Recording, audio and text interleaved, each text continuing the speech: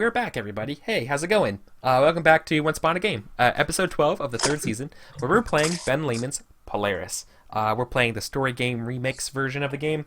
The game basically, this version kind of cuts out a lot of the dice, a lot of the extra keywords, and really just focuses on the story of that's unfolding and the conflict mechanics based on the betting, stake raisings, but only if kind of stuff. I really, really encourage you all to check out this game. I want to spend a couple more seconds talking about it. This game is available on DriveThruRPG, but if you can find a physical copy of this game, consider buying it, even if it's just for your bookshelf or a coffee table. The book is freaking beautiful. The text is freaking beautiful.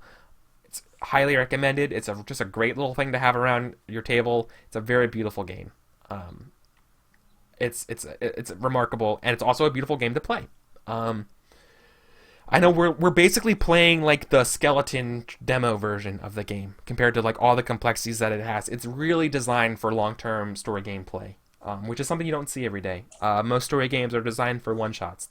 Or designed for like, powered by the apocalypse length campaigns, right? They're not designed for very long-form game and storytelling. They're really they're really designed around the concepts that things you are interested in as a player, you're going to put forward, and we're going to see it resolved soon. They're not going to be slow burners here. This is a pressure cooker. This isn't like, a barbecue where you're out there roasting this shit for 14 hours, right? So, yeah, both great experiences. Like, I love Torchbearer and Burning Wheel in those long-form games, but I also love these short fucking amazing games, and right now I'm loving this. This is one of the best. Already, the past hour has been like one of the best games that I've had so far right now. I feel like in recent memory, in terms of like, I want to make a movie. Like, in terms of games I can recall where I was like, yeah, I want to make a movie out of that. This is it. Yeah, man. Right? Ice boats. Right Yeah, it's all about ice boats. Fucking, once we got to fucking, yeah, those ski boats was like, yeah, I'm on it. That's like Akira. That's like fantasy Akira already. Yep.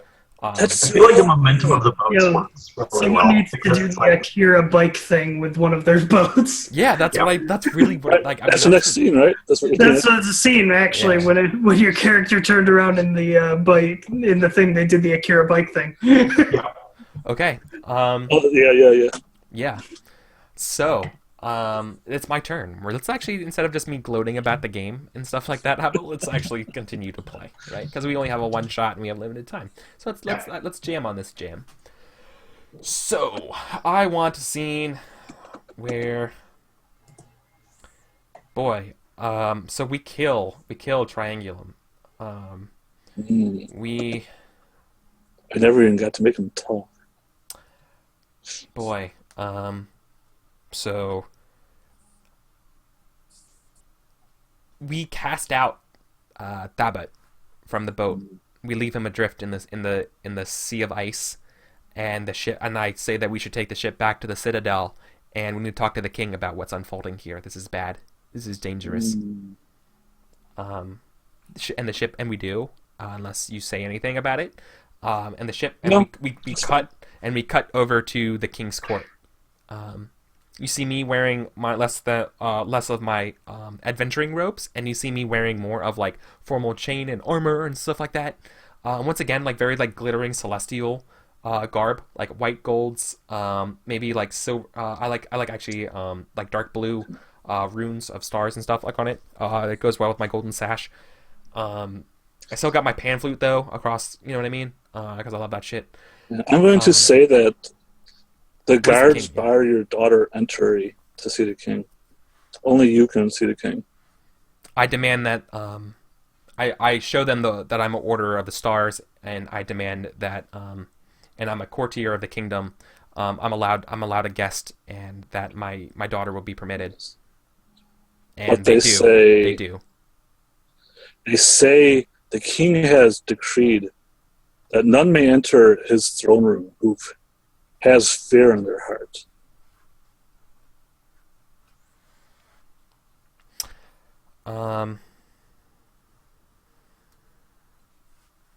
I say I don't have time for this, and I bust open the doors and bring my daughter with me. Okay. And they don't say anything, and I go. Yeah, so it is. Cool. I say, my lord, or I say, your grace, right? It's a king, right? So, yeah, your grace. Your Grace, Andromeda and I have been under attack by the Mistaken. They are gathering forces. Her ship was captured. The time of formality and fanfare is over. The time for action is now. I like waltz into whatever the king was doing, and I literally just interrupt whatever the hell's going on. I'm going to say that the king is not under the influence of the mistake. Whoa. Okay, yeah, I was gonna say, wait, are you saying so for the king because he's mistaken, or does this fall under sci-fi? That's what I'm saying. Okay, I'm cool. not going to play the king. Okay, cool. I may choose to take over the king later, but at this point, I will not. Yeah, exactly. That's right. I'm the king. Yeah. I think to choose to take them over would be part of bargains, right, from conflicts. Sci-fi, he's your character. Tell me the name of the king. All right, let's. Sorry to put you on the spot, buddy. Pull up the name pages because I have scrolled. I don't want to make this whole thing my own, so I want you guys to throw some stuff in here. Yeah. Isn't Regulus a name? So just to give you guys a heads up, what you guys can do when you're doing but only if stuff, you can really fork people into things when you say you ask too much, right? It's sure, but my daughter's protected. It's that's cool. Well, you have a long-lost son, and he gets corrupted. And you're fuck. You know what I mean? It's oh, that's equally bad. But I already said you already asked too much. Oh, okay. You know what I mean? You can really twist things. It just requires a little bit of, lateral thinking that this is not really the most normal thing that you do when you're playing a game of, coming up with consequences immediately, that it could be far-reaching. It could be sure, you become king, and the next consequence would be yeah, but only if your son deposes you in anger because you're a bad king, and it's oh God. All right. You the can do a perfect name bunch of for a stuff. king. I love this game so much. All right. Yeah, perfect name for a king. Maybe it's even a name he took becoming the king. It's Corona Borealis, the Northern Crown. Yeah, Corona, the crown. Ooh, there you go. Are you sure you're not mistaken? Okay. So I'm just going to put... I made the text too large. I was going to put in there, Corona Borealis. I fucked up that spelling. Don't worry about it. That's fine. But yeah, the king is Corona Borealis, the Northern Crown. King Corona, I demand that there's action be taken immediately. I will lead the stuff. I will gather our knights. I request in this time of need that my daughter be I invoke some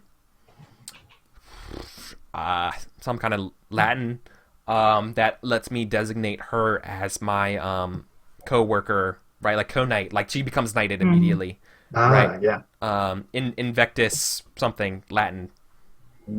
I was gonna say prima nocta. Fuck. You know what I mean? Something like that. Where she becomes immediately forego knighted. the training. Yeah, right. In times of desperate need, you can become a knight because of this, and I invoke that martial law of knighthood. Mm. It has a cool name. Whatever you guys want to think of the name is right now, that's what it is. I'll find it. I'm a linguist. Thanks. I can get on this. Totally. Thank you.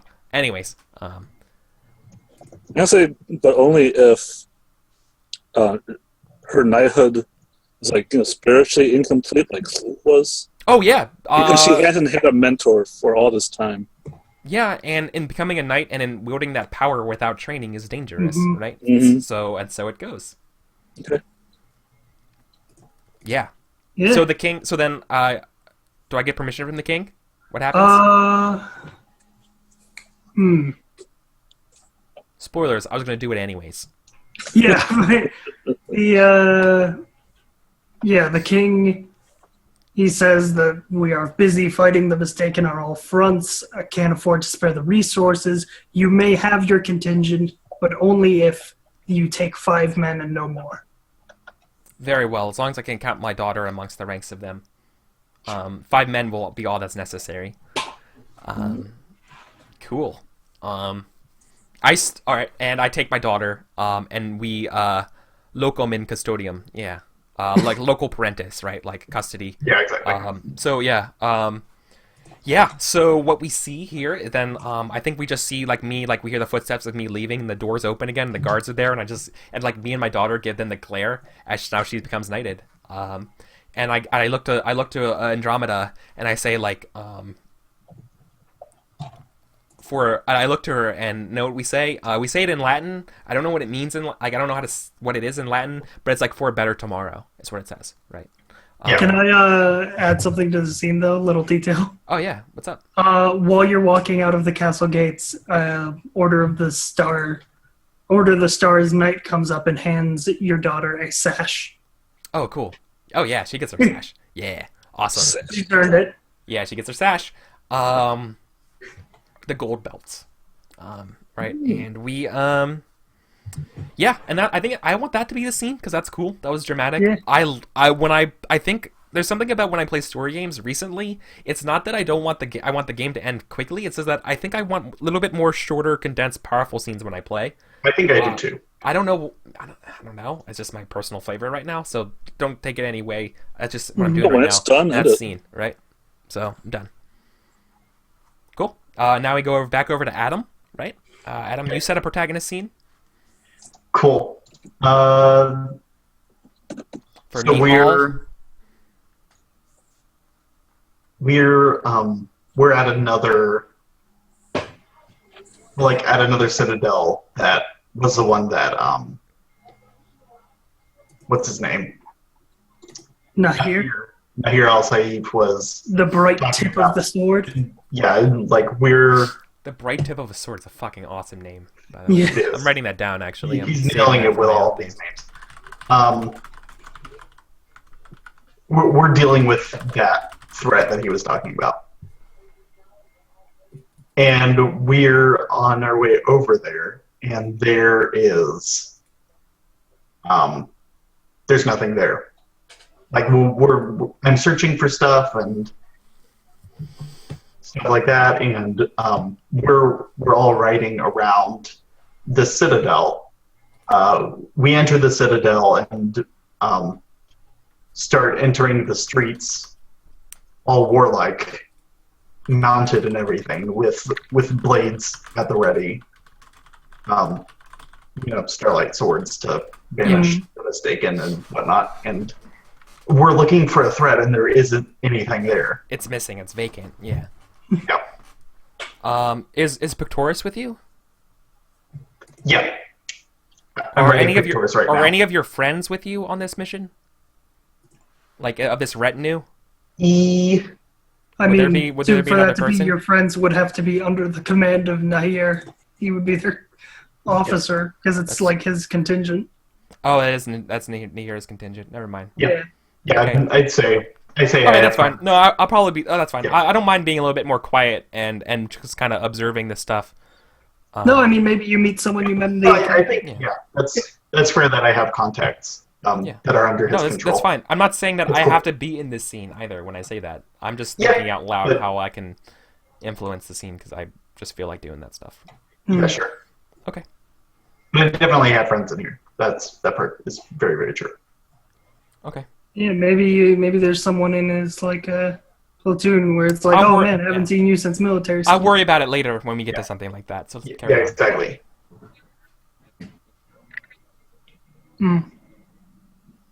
What rank does Nahir al-Saif have? Like, if I say Nahir, what's the word that comes before it? Is it like commander? Is it following with the custodian thing? Is he like a custodian of that of the citadel that I was going to before, or? I think he is a low-ranking general from the King's Citadel. Ah. So what do I call him? Yeah, I guess it would just Do you be have a title, or do I just yeah. call him? Yeah, General Al Saif. Okay. So then I say that, and then I'm saying, we've been searching the citadel for days. I've taken some of your men and women and split them up And they've come back reporting nothing either.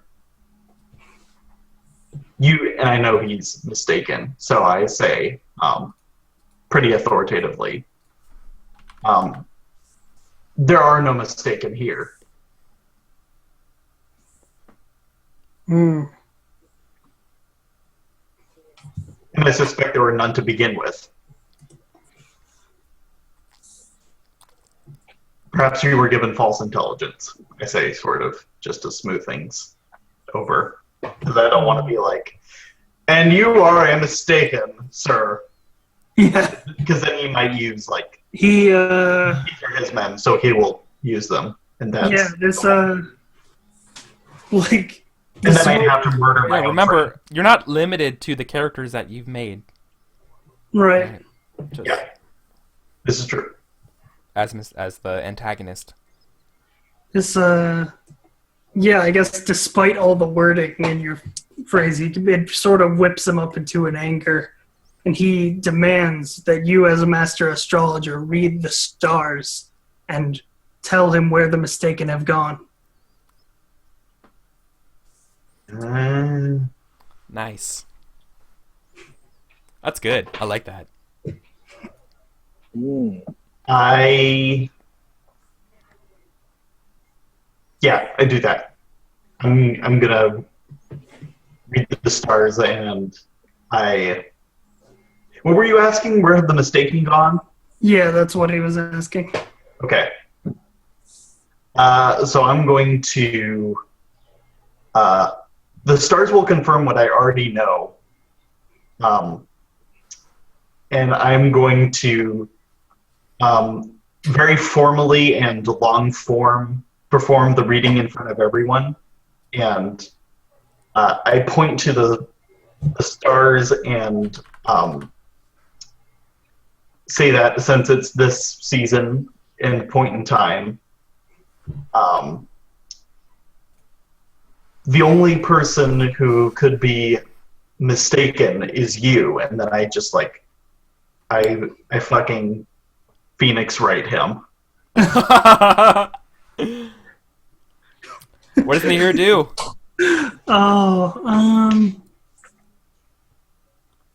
Yeah, I will say you were able to out him as a mistaken, but only if his men remain loyal to him till the end. You're asking too much. All right. And I guess that's, I didn't erase that from last time, so. Oh, yeah. I recross it out. I remark that I used my US for too much.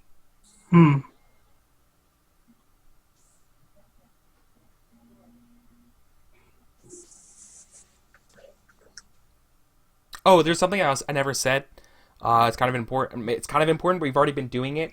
When you're doing and engaging in a conflict, the moons are quiet. We don't offer suggestions to the stakes. Oh, right. Ah, Right. yeah, I was But wondering about that, so it's important that you said when that. you veto something, the moons determine if the veto was honored, I guess. Yeah, that's true.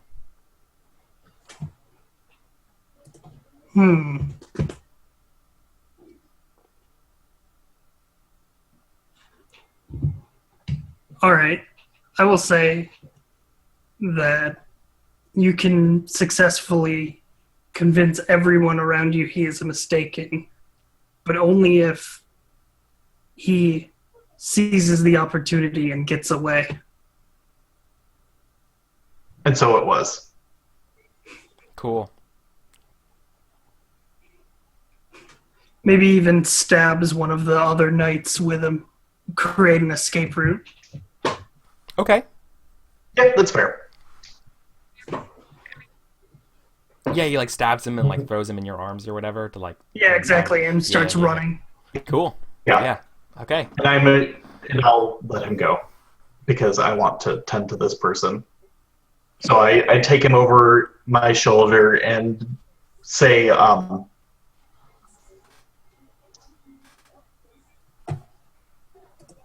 whoever's a medic among you, come out and let's take care of this. And then that's the end of the scene.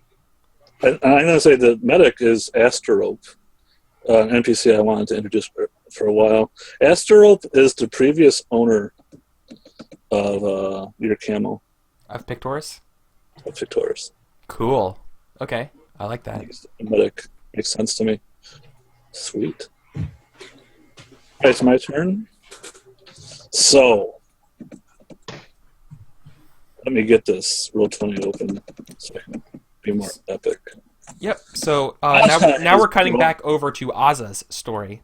Yes. And it's now the antagonist. It's Will's turn. It's Golden H's turn to set the scene and stakes of what's going on for Aza. Asa has brought the fight to the mistaken, Hell yeah, I have. as he was given. She, but yeah. Oh, as she? Yeah, it's a she. This whole time it's As a she. she was given permission by the king. And they are deep in the dungeon. But now, Asa is manacled to the wall, and her sword is buried in the heart of the Frost Maiden.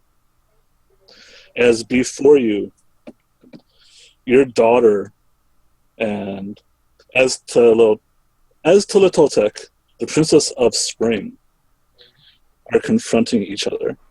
And Aztotec is followed by an ever-expanding bed of grass and flowers.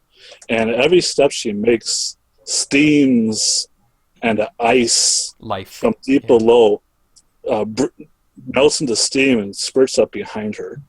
And she is confronting Andromeda, and she says, "You say you are here to destroy the mistaken.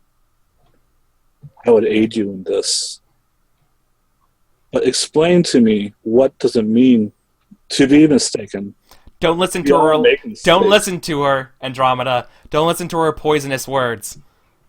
She speaks venom. Know the way. Cut off her head. Do it now. Oh, so you're in the scene and you're egging me on, or are you just egging me on as a player? No, you're playing Andromeda. No. I don't get to play What does Andromeda. Andromeda do? I mean, I could say an Andromeda cuts off her head, but I'm way more interested in hearing what I'm playing Andromeda does. but I'm curious whether Az is here. Oh yeah, you said Az is here. Yeah. Yeah. She's tied to the wall. Aza has to be in the scene. Yes. Every Asa season has is to have manacled to Aza. the wall. I have to have her. Yes. There we go. I remember that now. Something slipped my mind. That was weird. Okay, cool. I will say that We're preventing Andromeda global. has- I just realized that this game's. manacled Asa to the wall. I just realized our game's about preventing global warming. yeah. Anyways. Yeah. So, what does Andromeda do? Your mother is pleading with you to not listen to the poisonous words of the star of the spring, and or tip of spring. I forget the name of it. What was it? And The Princess of Spring. Yeah, the princess of spring, and to cut off her head. Yeah. Andromeda says,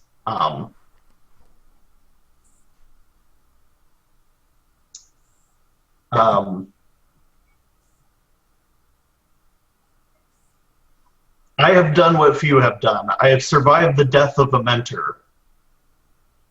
The one person I trusted most is my mother, who saved all of us. And then I cut off. Yeah, I don't think it's that's the right. head. Yeah, It's Andromeda. the Yeah. arm. Okay, you cut It's off like an upward the arm. swing to cut off both arms. Yeah, you're listening. Yeah. Oh, it's my daughter. I raised her right, everybody. I raised her right. And you see the sword go through the arm, and Aztotec's arm is still alive and is crawling to the grass and pulling away from the rest of her body. Oh man. Okay. Jesus. Asa breaks free of her That's- chains. That was a mistake. Yeah. Um, No, because Asa breaks free of her chains, grabs her sword, Okay. and throws it like a javelin or like a spear or an axe, and like twirls through the air and stabs the hand down, killing it. What are you gonna do? What's up? You're not sneaking away. You're not getting out of that. You're just going full blast. Yeah, out of man, the I'm going full protagonist here. I'm a hero. I'm awesome. I'm not letting you sneak away. Yeah, well, I'm not going to pull blows either. Then when your sword hits the arm, it breaks through the ice and is now deep inside the glacier. That's right, because it's getting thinned by spring. Yeah, that's fine. So is my sword destroyed or not? No, it's just buried in the glacier. But it killed the hand, right? Sure, but she has another hand. Yeah, I know. People tend to have two of them. Well, it's a Princess of Spring. You said it's humanoid. That's true. So So do you She says still that have was a mistake when she got off her hand. So you broke free of the manacle, but do you still have like the thing like yeah, with the the chains. chain? Yeah, of course I do. Because if you do, then I'm going to like take out like a steel cutter or something like that, and then break the shackle off of your wrist. I urge you to not You, worry. like, break chain, and I'm gonna I urge make- you to take your sword and kill the Princess of Spring. Don't worry about your mother. And and, Ruatoka And says, Andromeda does. What? All right. Okay. What? yeah, do it. she says, you come to slay me, but you make mistakes as I have made mistakes. We do not choose our lot in this life. You seek to slay me, but you do so to cover up that no one really knows what the mistake was. We don't have to know what this mistake is in order to kill you. We just have to know that what we do is for a better tomorrow. And by then, I have my sword, and maybe How when do you I'm take saying your sword out of when I'm this? saying that, I'm like approaching her. I like the idea that while I'm approaching her, it's like my frost stuff is kind of like melting and like thawing in front of her, and like I'm like dripping, or whatever. And I hold my hand out, and I do like a fucking like Jedi sword comes to my hand thing, Okay. and I just like thrust it deep into her chest. Okay. The Princess of Spring, not Andromeda, of course. Right, but of course it doesn't kill her. What does it do? It's in her chest. Okay, And- well, But only if. It's just there. it, Oh right. Can I? but it doesn't kill her. But only if it doesn't kill her. It's just in her chest. Fine. It locks her in ice, frozen, never to be seen. It's immune. She might be alive inside, but she can't act outside of it. There must always be a Only Lich King. if someone can release her from the outside. Sure. Okay, And so it was. so it was. So she it's gets- just a frozen. I with a lock sword her. in her. I lock her like with my sword and some kind of like fucking badass like ice carbonite. You know what I mean? And she's just like turns to ice and gets frozen. Her one arm there, like Beowulf thing Yes. style, and gets frozen. And I'm like That doesn't panting. mean that people I'm like can I'm pull like out the dripping. sword and free her. Yeah. Yeah. Well, no, I have my sword back. That was not part Oh. of the conditions of the conflict. So I still have my sword. I sheath my sword. And I look to my daughter, and my daughter like unclips my things like that, and I'm like, you can't tell if it's dripping from the thawing and fighting the monster of spring, or that I'm crying that I'm there with my daughter. But like, I just embrace you and say like, I'm proud of you. You fought very well. I'm so proud of you. And then once again we end the scene with for a better tomorrow, and then we cut. But only if So good. Oh, okay. Yeah, what's up? only if Andromeda is hugging you, terrified that you will leave her again.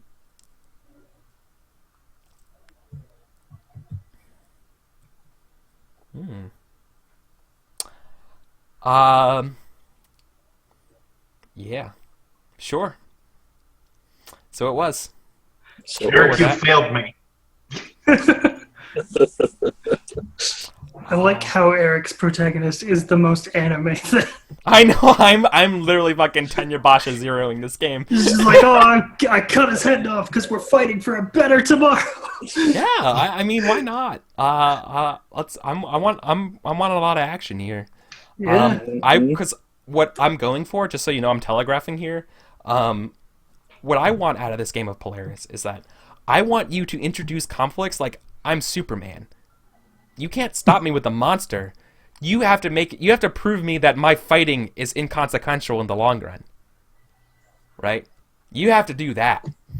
Hit me in my weak spots. I don't think you have any weak spots yet. I do. I have so many weak spots, but I'm not going to tell you about it because I don't want to make your job easy. I'm a protagonist. I don't know if I could do it in 10 minutes, but okay. Yeah, you're fine. You're fine. Like the idea of this game, like exactly what Andrew says in chat, actual factual. It's like it's not about preventing the apocalypse. It's knowing that you're going to fail eventually, right? Yeah.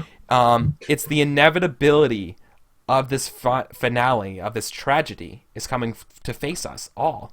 So I'm still kind of in like the badass hero mode, but like I want it to be like we hit the point where it's like, yeah, but like my marginal value of my sword swing is nothing, right? Like I kill 1,000 centipedes or whatever, but there's 1,000 more, and you just can't kill all of them, right? You know, like, or I want this like the world to change, and maybe my character is the same.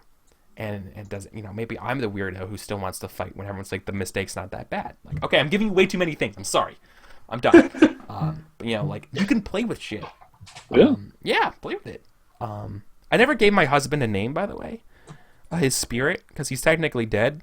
But I'm going to give him a name real quick. All right, I'm just going to scroll down, close my eyes. Yeah. Okay. Oh, yeah. Octans. The Octant. So, isn't an octant a navigation tool? That's a sextant. It's a sextant. What the hell's an octant? You're thinking of a sextant? No, an octant is also a navigator's tool. It's a tool for celestial navigation.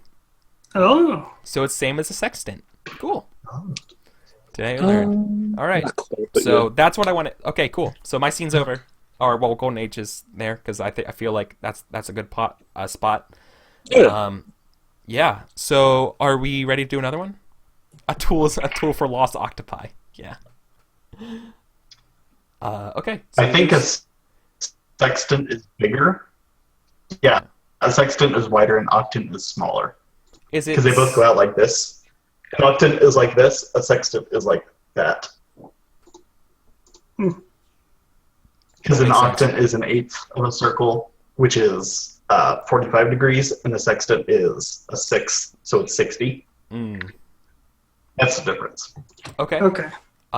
So who? So remind me again whose turn is it? Is it Adam's turn now, or is it Sci-Fi's turn? I think so. Because now we have to alternate stories. But I think we do. But didn't you have the last scene? Will, I did the last scene, so it's probably the next. Yeah. Yeah, but between me and Adam, I think he had the last scene because he had the one where the mistaken weren't there. Oh, so is it? Oh yeah. So that. Oh, it was. Oh, so I think it's yours. I think we skipped you, Sci-Fi. No. I think we're fine. It's we can't have because Adam went and then I went. Oh, we went from Adam. We went in the same order. Golden Age. Yes. Now we're going back to Sci-Fi. Yeah. So Sci-Fi, it's your scene. Okay.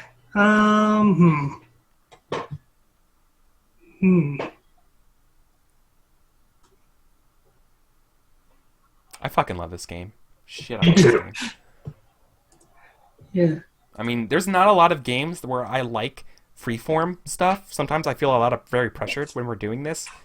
But I very much agree. But it doesn't feel this game has such a great appeal because of that, but only if. Like, it lets you just frame scenes wherever the hell you feel like it because you can just introduce ridiculous consequences immediately. Being like, whatever you declare, it's a very trusting setup. I love it. Yeah, and character creation is good enough that it gives you kind of like a pool of fuel to draw from because then, like, my first scene was like, I want to do a thing with my horse. Yeah. Or camel, but, you know. Yeah, it's plenty. And I love did. it. All right. Are you ready? I don't know. I kind of want to just throw the book at you here. Do it. Like, get him big ass. Put it to 11. Be like, so the world's All on right. fire. Blah, blah, blah. You know. You guys don't know who the Frost Maiden Fantasy nukes are going off. what are you doing? You know, Right. like, whatever. Like, what do you make someone? Yeah, give them a choice. Something that they can't do both. You know, like Sure. I don't know. Go wild. You're Machiavelli Yeah. here. Have fun. Right. And the ends justify the means. And I mean, if you ever want to like after this game be like, oh man, I wish I would have done this or that, play again with me and introduce other stuff, right? All right. So the scene is framed the next morning after the events, with the first light of the mistaken sun. Nahir al-Saif's men have left to return to their home citadels after learning that their leader was a mistaken. And you are in the stables at the edge of the citadel. And you come sword to sword with Nahir al-Saif. And he's not alone. He has a man with him who is his personal mentor, a mistaken by the name of Atlas. Nice. What does Atlas look like? He is a very tall man with a short gray beard that forms up around his face. He's He's an imposing man, but he's got a short beard, very scruffy beard that sort of comes up, but it makes him look distinguished, like he's very wise looking. like a So, yeah, I think I'm in the middle of something that's about to turn into a flanking situation, and Right. I think two like blade swings come for me at once, and I narrowly block both of them, and I run for Pictoris. And That's actually very I mounted him really quickly because we're like in a ground sort of battle right now because we're just like Oh, so we're fighting now? A cavalry situation where I'm going to go to Pictoris and I get up on him and ride by attack. I ride charging back in and they're standing close to each other because they were trying to flank me and I kind of like cart Taurus sort of sideways so that I can slash into both of them. And I'm thinking And define what happens. just above the hip on one of them and then directly over the face of Nahir. Yeah, but what's the consequence of that? Do you kill him? So are you trying to kill them, or are you trying to get them off their guard? I think I'm incapacitating them because above the hip and face aren't really lethal areas. You're taking their ability to fight away from them. They might just bleed out because the cuts are pretty deep. Okay. All right, so Yeah, be explicit then. So so they can't fight back essentially. Yeah. Okay. yeah, I'm going to say Yeah, it's weird. You're Remember, it's like able playing a. I'm sorry. It's it's sometimes Yeah. weird as playing a protagonist where it's it's not enough for you to say and I slash them waiting for a response. It's you declare what the response is. You do that. I know it's weird. It's sometimes it's weird because it's not what you're used to. You're used to also think it's, and there's a a little bit resolution, but Yeah. right. But the resolution resolves in a way that doesn't really violate this siege principle with the but only if stuff. Yeah, exactly. So okay. I will say that you are able to maneuver yourself and acquire your mount, but only if they both step out of the way of your blows and recover favorably. That is too much. That is far too much.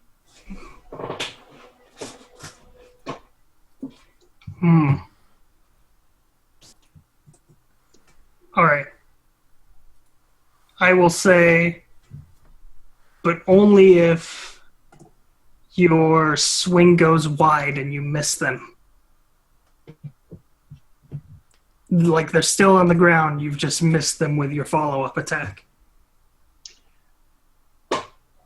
but only if I shout at both of them and say, we'll bring an end to this another day. I challenge you to a duel during the full moon, and I challenge you to a duel during the new moon. So I challenge both of them to duels at different times. Or fight out of the park.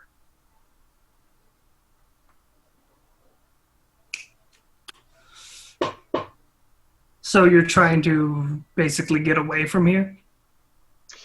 Yeah, and I want to engage them in 2 separate Yeah, but fights so that But they also were who like, cares you what know, you want? Who cares what they yeah, want? they You're the were- antagonist. They were definitely Yeah, planning to off you right now. So That's like, it. Yeah, don't bend over for the protagonist. hmm. You can don't do that. That's good. if you sometimes as an antagonist, you're like, here's some rope. Yeah, you get that rope. You get that rope. Why is it around your neck all of a sudden? Oh, that sucks. Oh, oops. You know what I mean? Like, whatever you want. You know, you have a lot of control here. It's hard. So I'm dividing Actually, you 2 up. Maybe I didn't preface it enough that like antagonist is fun, but it's actually really hard sometimes. It is. Yeah, I will say you get out safely, but only if a group of 5 mistaken knights have surrounded the building. What building? No, not surrounded the building. They've blocked your exit from the Citadel. How do you get out safely but then get blocked? Well, basically, you can't leave the Citadel, but you would have to retreat further into the Citadel.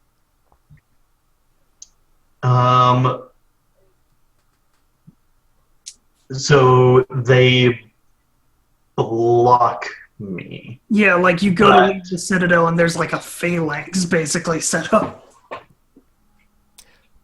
Pictoris, if you want. Wait, no, you're still doing a conflict. Never mind. Continue. But only if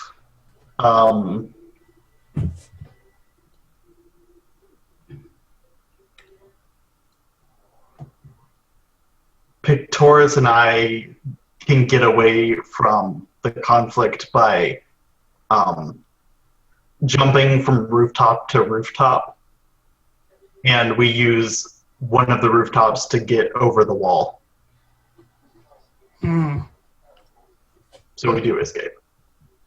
But only if Pictoris is injured in the process.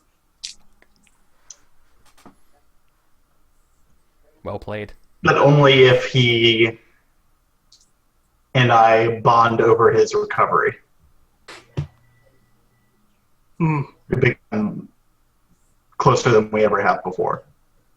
But only if his recovery is uncertain. I don't know like if you can ask that because that's violating his recovery, and he recovered, All right. right? You can't then go back in guys- time. are you Right? saying That's, like that's as a moon, I can step in and say that. Okay. Right. Then You what I will can't say violate a is stake that's been, but only ifed, right? And that I feel Sure. like that's teetering on that. But you could say, but only if there's like a lingering effect or something like that. That's what I was. yeah, I would say And if that's what you meant by that, right? I think Yeah. I'm like- But you can't say, and he recovered, and then he says, but only if he doesn't recover, right? Like, doesn't make sense. yeah, I get you. Yeah. I know it's hard in the moment, man. Like, I don't mean to, sorry if I didn't mean to put you No, on I that. thought of a better one. Yeah, but only if the recovery process will take you on a long journey, letting the mistaken fester here. And so it was.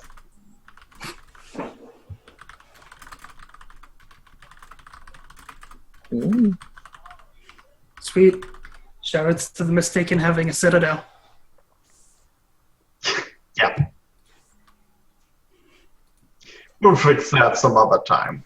I just realized looking at this, looking at the sheet here, I just realized that I got an amazing pun for a beer is a master a straw lager. And no one's ever made that pun. What the fuck? That's a brilliant pun. You should make a beer called that. Like, trademark, copyrighted. No one can do it anymore. That's how the internet works.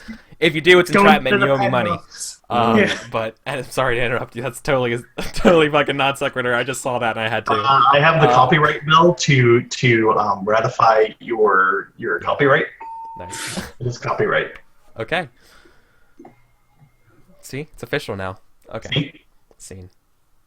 Now it's my problem. Yeah. All right. All right. So. Oh, Pictoris. Does Pictoris move to the Mistaken then? Ooh. Or does he stay?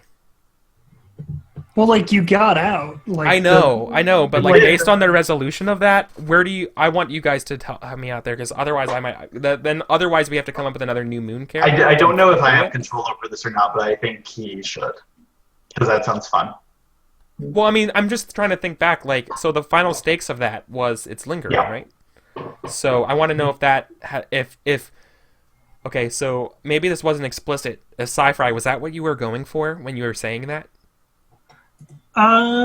Yeah, I think it's not out of the realm of possibility that the Mistaken have some sort of lasting effect. Yeah, like. Yeah. You know, close encounters.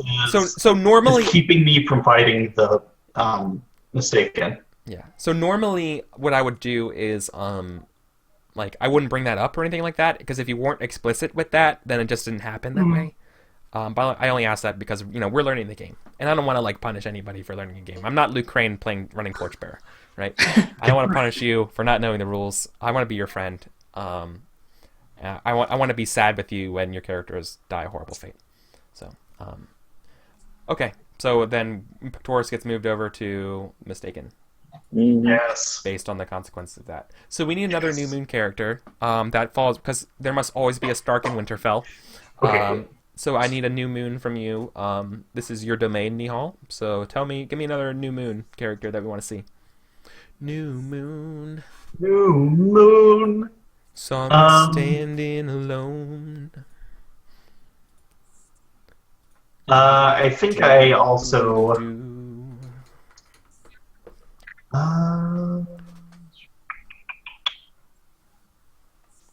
I think I also bonded with Bellatrix because she was the warrioress who got.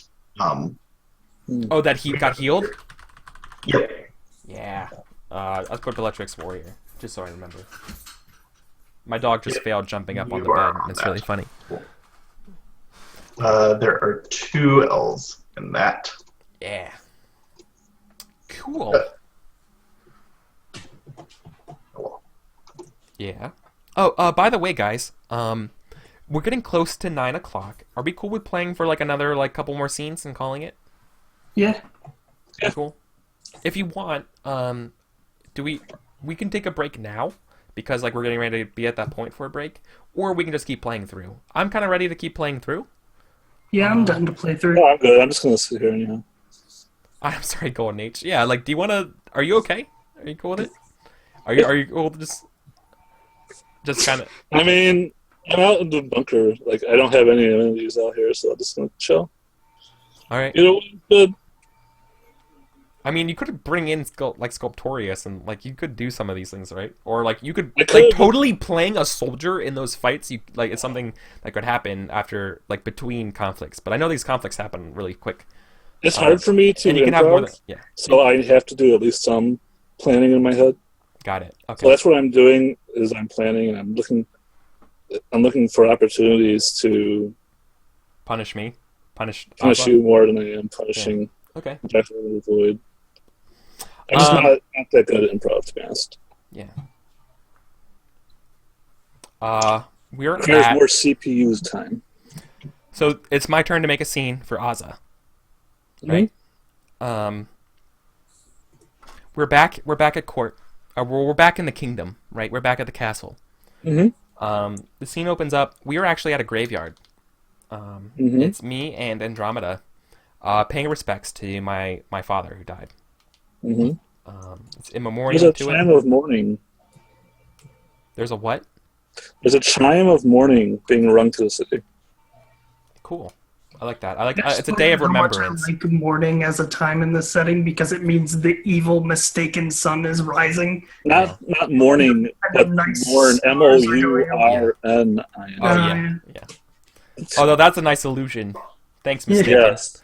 It may Um, be the same a time. double if you guys meaning. like. I think it's the same. It's the same one. Okay. So, yeah, Andromeda and Aza both pay respects. It's customary as knights. You create something in remembrance of the dead. Something that is that's part of memory for them.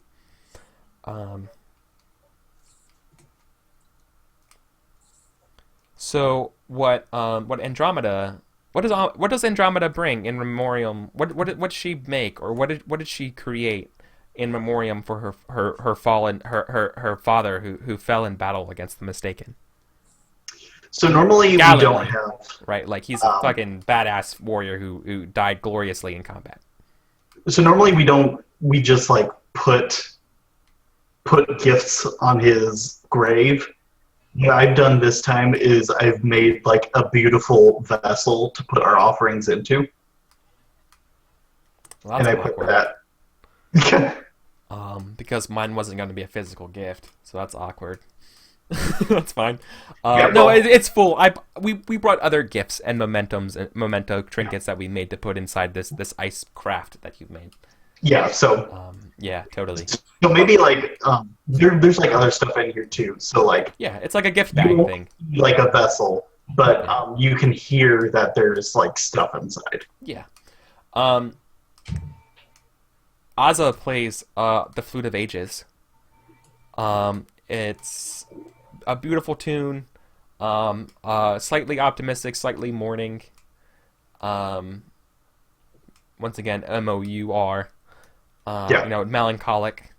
It's like it encompasses the feeling of a sun shower, right? Yeah. Or like a like the sun's out but snow's falling kind of feeling. And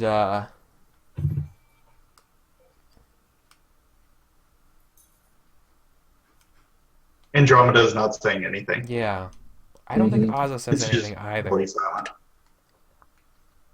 I think they're just there in quiet contemplation. I think as you play your song, see flowers start to bloom on all the gravestones. Is that good or bad? It's bad.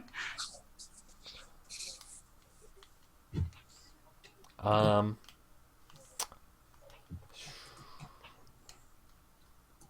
yeah, it's not getting better. So I'm going to, okay. Yeah, what does Andromeda do? I reach down and I take my sword and like sort of clip both of them. And then I say something like festering parasites or something like that. And I play the tune louder and more furiously, and we see like the plants wither and freeze, and it returns to frost over the peaceful graveyard. But only if, once you stop playing the flute, it continues to play itself. The song continues to resonate around.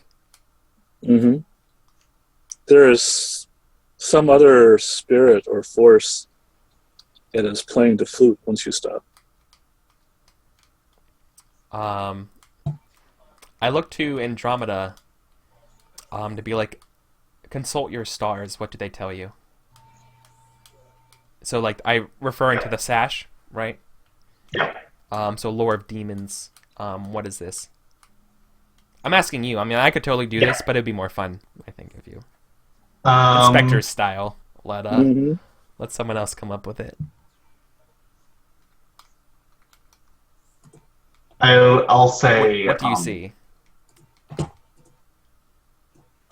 It will continue acting like we would for now because it is still very much imitating us. But soon this echo will take on its own take on its own agency and start acting on its own mistaken will.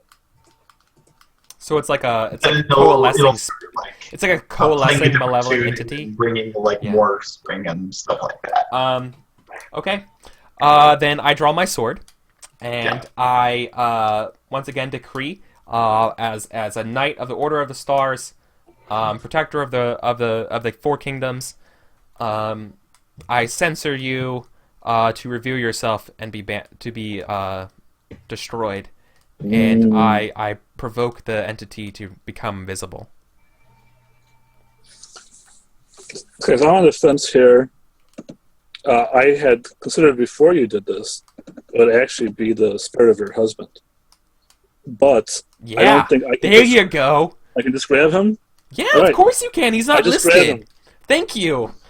I was like, this is a huge flag. I mean, I didn't want to say it anything. Yeah, it's like, yeah, oh yeah.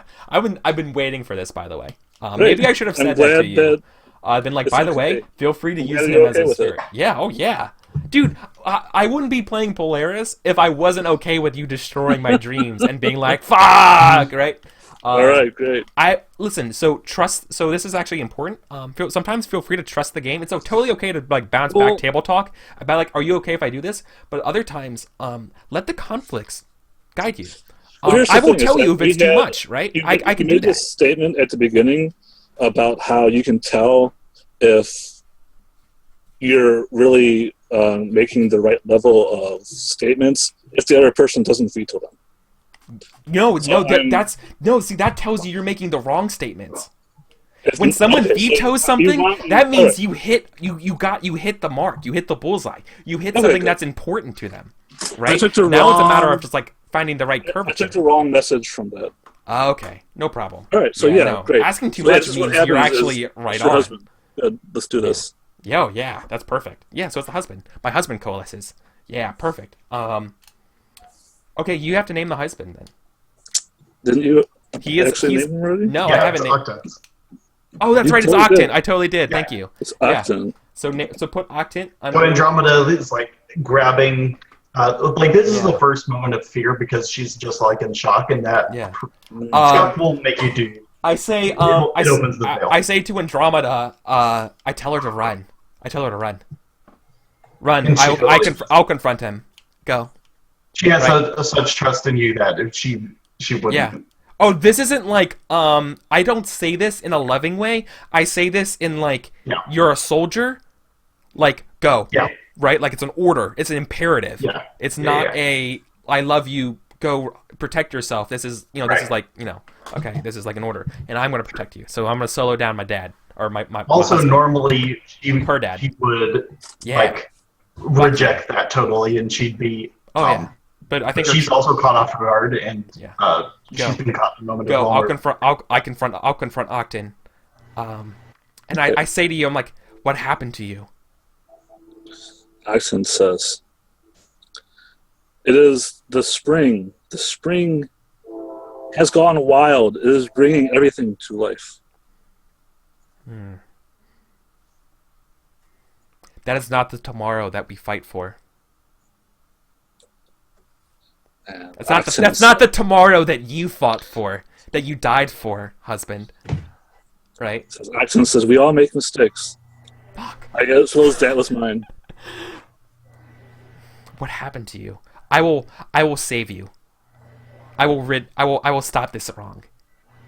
You must be careful whom you save, because the more you save, the more you become the icon of the stars. The stars have been our civilization. The stars have been our guiding light, literally, pun intended. But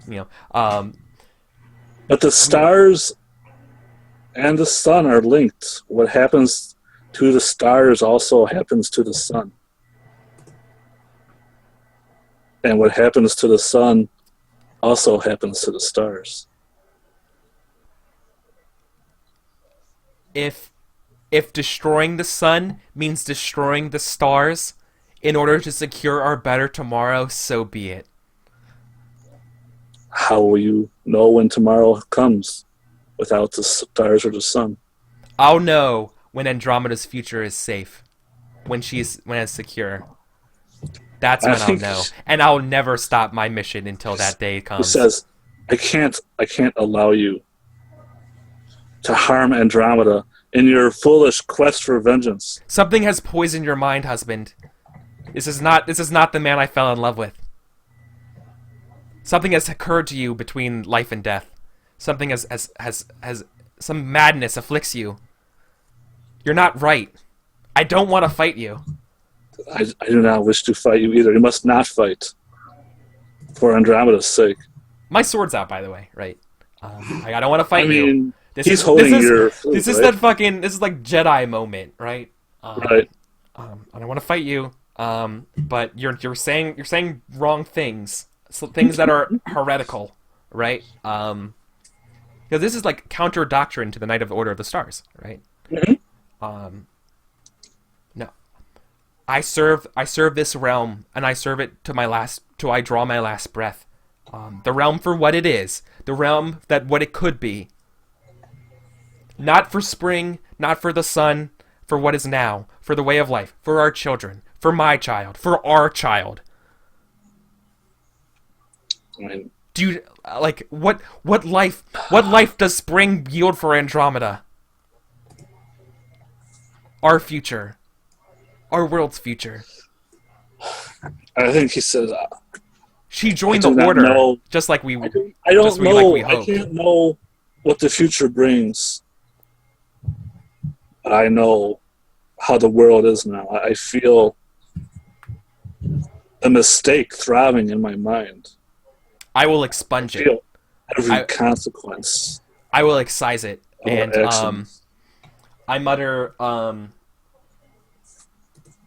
I use the song that's around us, Okay?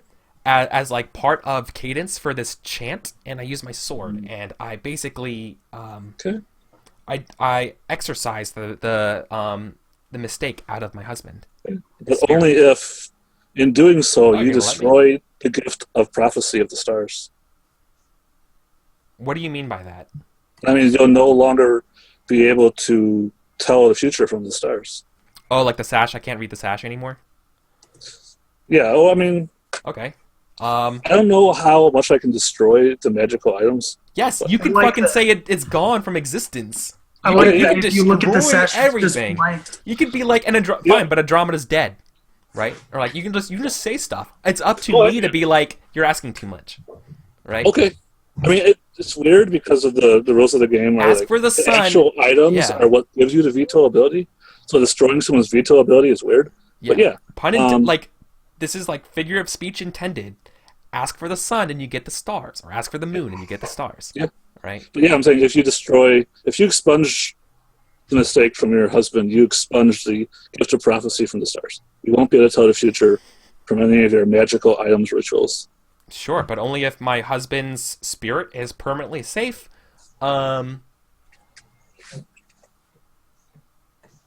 Ooh.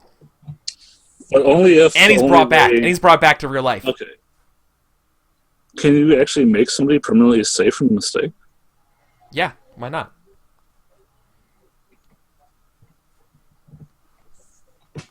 You can always. It's up to you to say you're asking too much. Yeah, I think you're asking too much. All right, that's fair. I don't think that's reasonable. the name of the game. That's fair. I know. I keep checking for stuff. That's fine. Yeah. So I expunged the mistake from my husband. So just recap of stakes going on right now. I've expunged the madness of my spirit. I've lost the gift of prophecy from my sash. Fine, but only if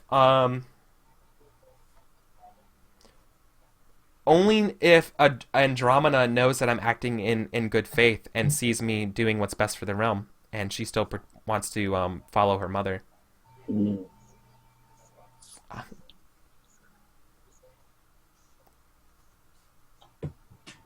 Follow her mother? Like her footsteps, like my method of thinking, Yeah, way I of mean, following the I'm realm. saying, but only if. But she's physically going to keep running. Fine. But only if Um, only if I bring this revelation, I bring this scene, I play this song for the king and stuff, and they recognize how big a mistake is, and we're going to lead an attack against the mistake at the core, at the center. But only if I can do a scene where I That what reveal we're doing why enough there's isn't a enough. chime of morning going on. That's fine, but only Yeah, if I want to do the scene later, so that's good. okay, and you finally say, and so it was. Yeah, and so it was. Okay, and then all that happens, and so now we're ready to go prepared for war. Mm-hmm. Yeah, right. So really, when we're doing a conflict, if somebody's going like, sure, right? So here's a technique. When someone gives you a softball to you when you're playing the game, use it instead of saying "and so it was." Double back on it. Go say yeah, and then say "but only if," and ask for something more in return. Oh yeah, absolutely. Keep asking for things. I thought there was a rule in there about that you couldn't destroy. I thought the hero had to give up the items that he had. Okay. No, you can destroy. I don't know, maybe, but I've only played this game by doing it in a way such that you can destroy whatever you want. It's up to me to say it's okay or not. Okay. Right? It seems like I that's in have the spirit final of the way narrative that we're authority doing it over in many items cases. and things like that. Because at the end of the day, the player makes the call. Yeah. Because it seems more fun to be able to throw away your items because they're going to be gone anyway because it's a one shot. Okay. And great. like injured, yeah, and like it's the same thing. Why like saying and your character gets injured isn't that significant because injuries don't really matter because they don't really impede you from being able to fictionally imply anything like that. Oh yeah, sure. That kind of stuff, right? Like there's a lot of things going on there. Yeah, like Okay. just saying like I agree to this. I mean, I say something that doesn't mean anything. You just said it. Yeah, Like, no, but that's asking the for other nothing. thing, though. That's the other thing. Like when you're playing as an antagonist, or when I'm doing as a protagonist, you throw in some fucking sleepers. Mhm. Like, that's fine. Your best friend's a little upset with you though, Yeah. and you're like, okay, no problem. Whatever, my best friend. And then you just keep going, and then everyone's like, oh, you know the best friend who's mad at you? Yeah, they've been fucking plotting your death the whole time. It's like fuck. You know what I mean? Like you can throw in some casual stuff absolutely. later on, and just ride it with Yep. but only if. That's what I've been doing. Just yeah. keep it up. That's fine. Okay. Right. Yeah. So it's fine. I guess- I got what I want right now. I got my daughter on my side. I got my kingdom on my side. That's all I care about right now. I'm working for that better tomorrow. Yeah. So And I got more more fictional positioning to screw with everything. So I'm yeah. happy. Okay. Cool. All right. So that's my scene. Now we go over to Adam. Right. It's your turn. Yeah, I'm absorbed in that though. Hold on I one know, second. sorry. Let me switch gears. Yeah. Sorry if that scene was like super dramatic and it was really just like us two going back and forth like me and my husband. Sometimes that happens in the game and you just let it go, right? No, I love it. Yeah, it seems like whenever I start it up, I have to have like 50 only ifs onto it. That's so I know fun. this game definitely has that sort of like spirit of the staircase where you go back and you're like, "Fuck, I should have asked for that," right? Yeah, I've heard criticisms of Polaris, which is like, Polaris is just a game about one-upsmanship with the Badon kids, and I'm like, No. fine, I'll say it's wrong. Ron Edwards, you were wrong. I like that. Yeah, but like, dude, when you play this game and it's like, I'm sorry, you should. Are you ready for your scene? I don't want to interrupt you. Go ahead. I just had a little anecdote. The most powerful scene happened to me This was my very first story game, by the way. This was the first time I was a little starry-eyed little doe, a little greenhorn, a little tenderfoot. And I go to Story Game Seattle, and Ben Robbins himself pitches this game. And I'm like, well, I don't know what this game is, but I want to play with Ben Robbins, so let's do it. And, the person next to me, who was playing the protagonist, and Ben, is playing the antagonist for this guy. It's a scene where he's like, okay, well, the city's on fire, and everyone hates you, and you're losing. And, and he's like, that's fine, but if I kill the demons and everything like that, it's like, it's all worth it. I'll become the king of all of this. And then all Ben says, like, fine, but the daughter that you've been protecting this whole time, because he's been a lot of things like, oh, bro, only if my daughter's safe, right? And stuff like that. And then he goes like, sure, but your daughter hates you for what you're doing. And he's like, you're asking too much. And it's like, fuck. because like you just let the city burn, but the way your daughter sees you is more important than everything, Mhm. right? Like what you end up, it's like I playing love like when this that's like engaged. surgical Yeah, I acupuncture. agree. When you hit that thing where you're asking too much, you're like, oh god. Oh god, you know what I mean? Like that's what draws this game so much. That's what I love about it so much is those kind of moments. That sort of like powerful pull. It Um, reminds me exactly like when people say no to Devil's Bargains and Blades of the Dark. yeah, Hmm. it's very close to that. Yeah, very much. I don't think I've ever Um, done that. so, anyways, anecdote over. Let's zoom back over to Nihal's scene. Yes. Adam, go ahead and take it Um, away. so I wanted to decide how far I want to go with this. Because I might take this way into the future.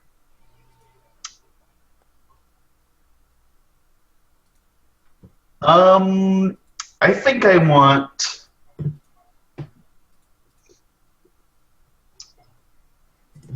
Pictoris has gotten as better from his injuries that as he can be. We've gotten closer together, and this scene is Pictoris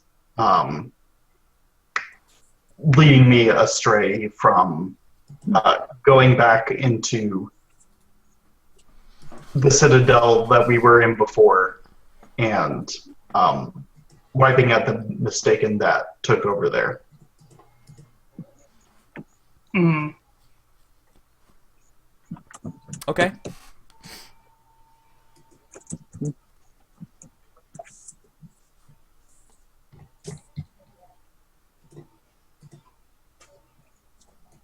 I found the thing that said I was wrong. You could totally ask for aspects to be added, removed, or changed. Yeah. Just how it could be like, and I can cast. By the way, I've been kind of doing this tangentially, just like fictionally, but like, I can cast spells now. I'm basically like a Jedi. Yeah, pretty much. And like we've just been cool with it. Like it's just been implicit. Yeah. I'm going to Yeah, write stars. down. You should take that as like a blessing or I know. I'm just gonna write it down while we're going. I just Yeah. want to say that Do I'm gonna it. write down under like Lore of Demons. I'm also gonna say that I have Star Knight power, Star right? magic. Jedi power. Yeah, you know what I mean. I'm gonna say Star power. Star power. Right. I'm basically like a paladin. Like I'm a Jedi paladin is what I'm thinking. you're like a 10th level paladin. Yeah, right. I'm a badass. Yeah. Right, I that's got how I wrapped feel. up in Yeah. did something stupid. I put my Hmm. my cord in front of the back of my head, and it was disappointing and made me sad. Okay.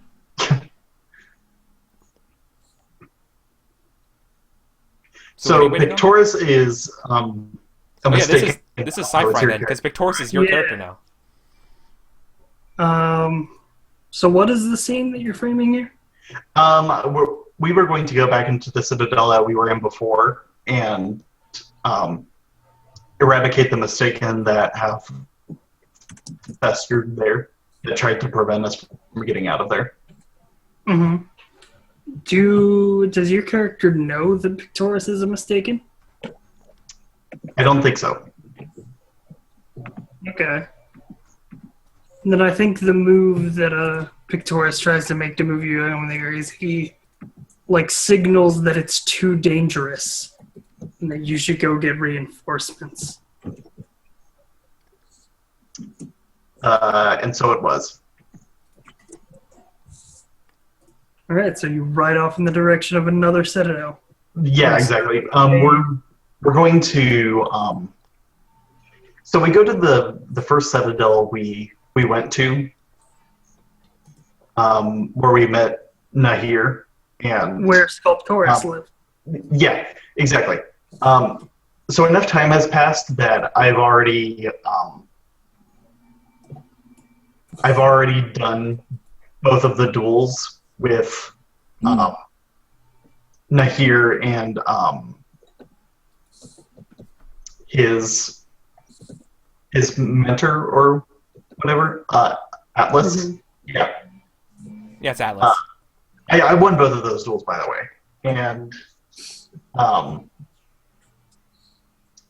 so that first citadel is safe for me to go back to, and Kesnahir is not alive anymore, so I think. So I go back to that citadel, and I'm going to gather forces there. Isn't he here dead? Yeah, I don't. When? I killed him in a duel. That wasn't established. Yeah, when did we I'm establish establishing that? it now. I say you're asking for too much. Sure. There we go. Then, so I beat him in a duel, but only non-lethally. So he's the terms we agreed to were that we would stop talking about the duel altogether, and he would wander the wilderness for the rest of his life. How's that? But only if the mistaken maintain their presence in that citadel. And so it was.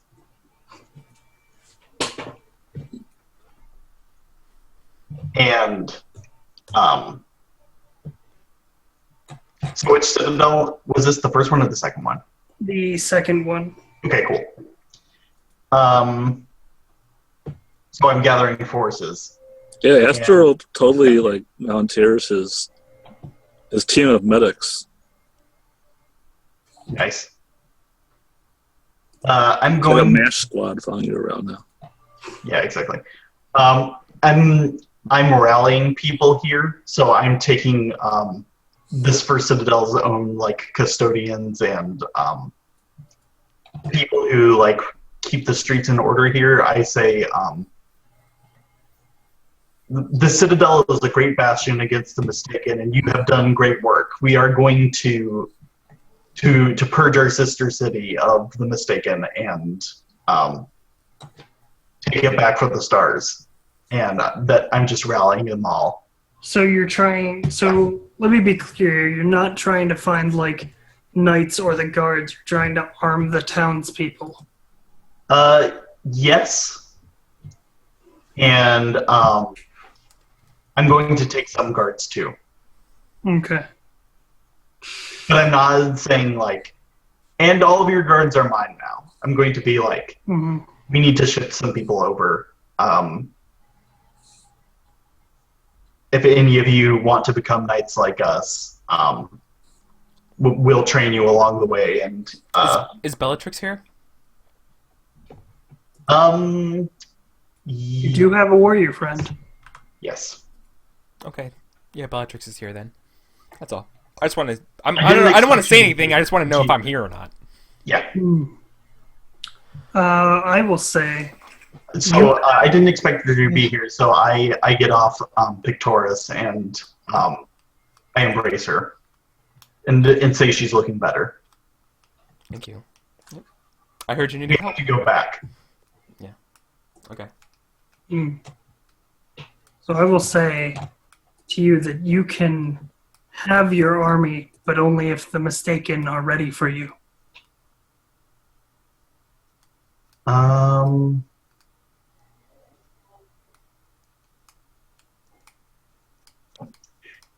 But only if we can overwhelm them. I'm going to say you're asking too much. Sure. But only if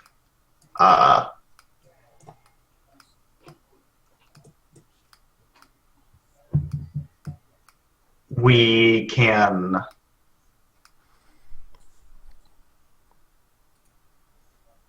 protect the people there.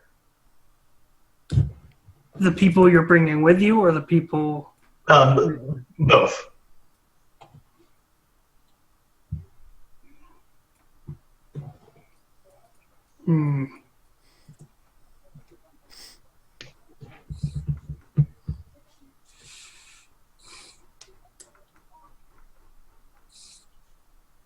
Let's see.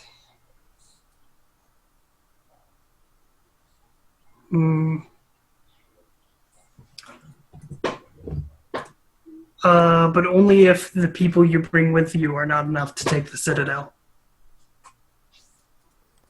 Found it. Cool. But only if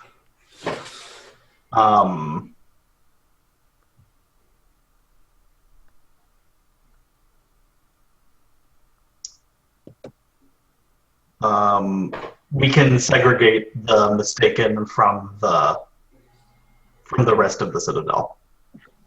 So they stay in, but they have like their own ghetto that they have to go to. But only if the Mistaken have the majority. You're asking too much.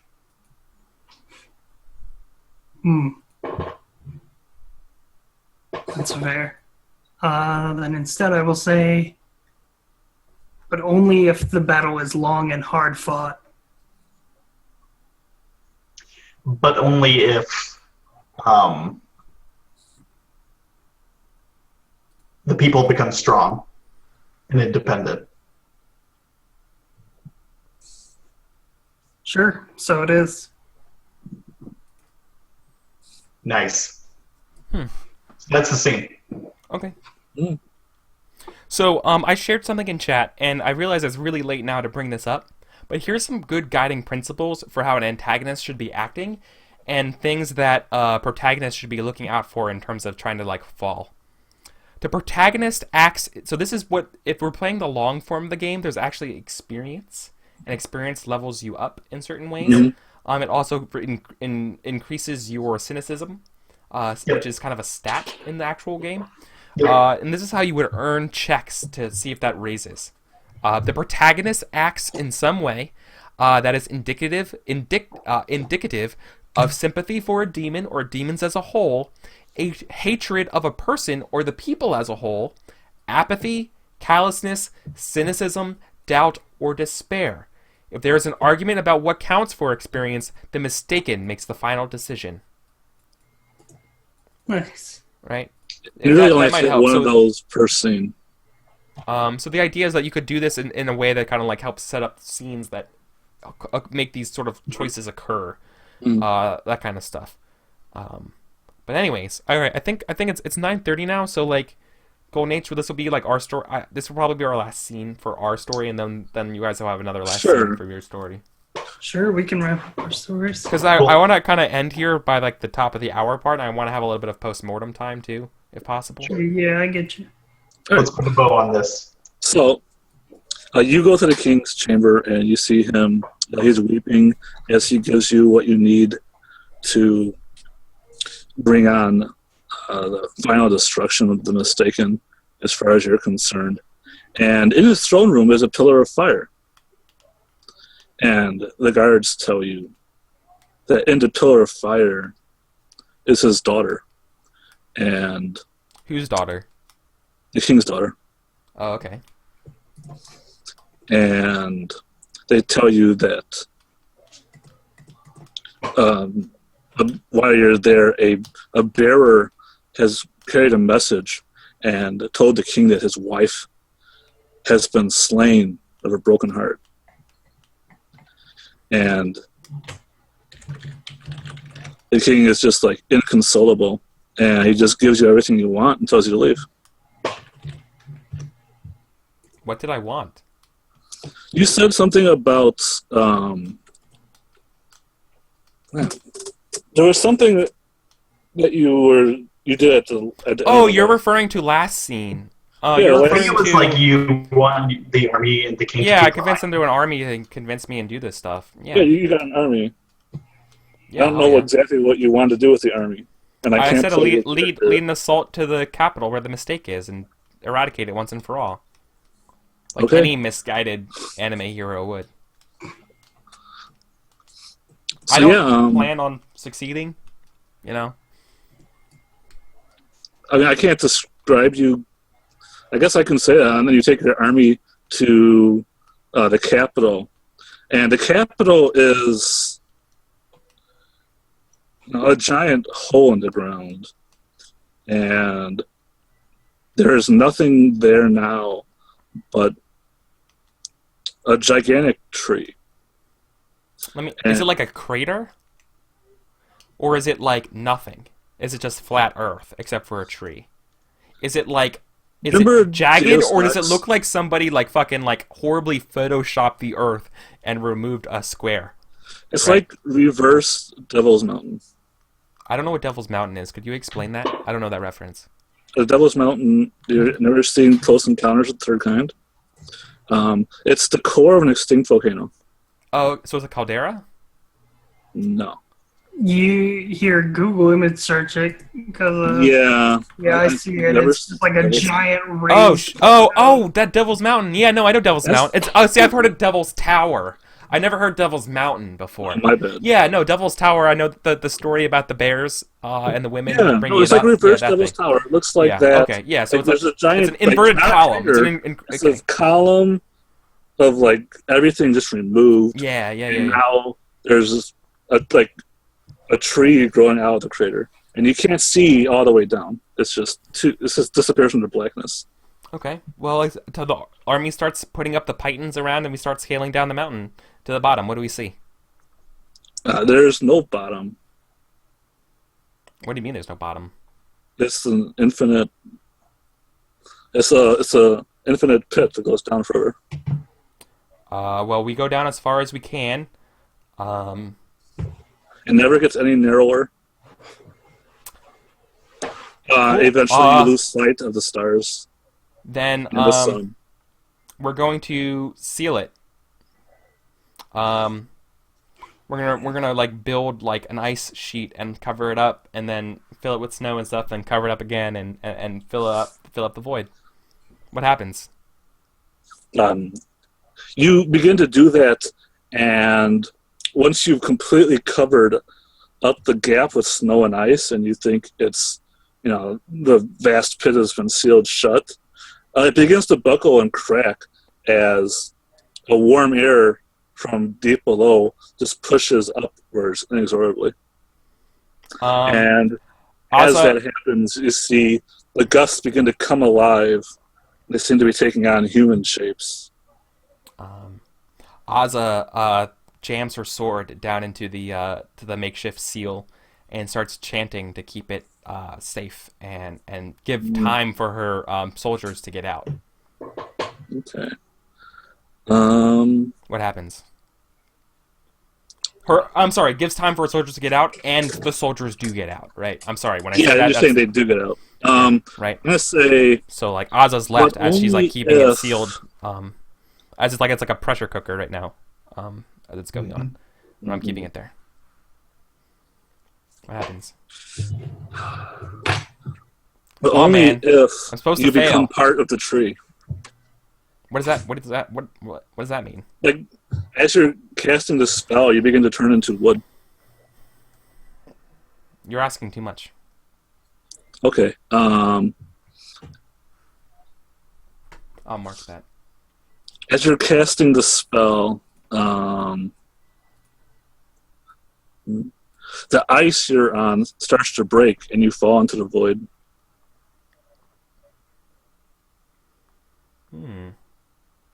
Okay. I use my. Can I?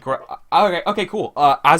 Ozza uses her sash like a lasso kind of thing, and like ties it around one of the ropes falling, and she grabs it and she slides into the side of the wall, but she's safe. And so it was. Cool. You are safe at the bottom of an infinite pit. Okay. Ozza begins climbing out. I mean, she climbs out fine. Okay. She's okay. You ask too much. Okay. Ozza requests help from Aquila to help her out. And Aquila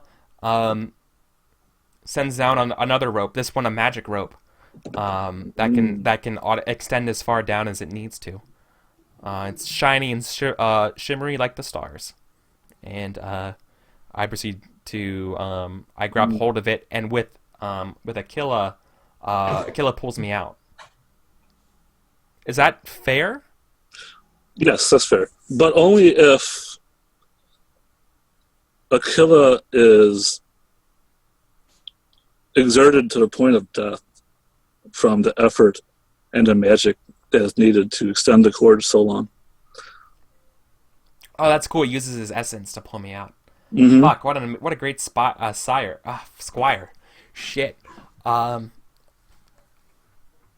Yeah. But only if.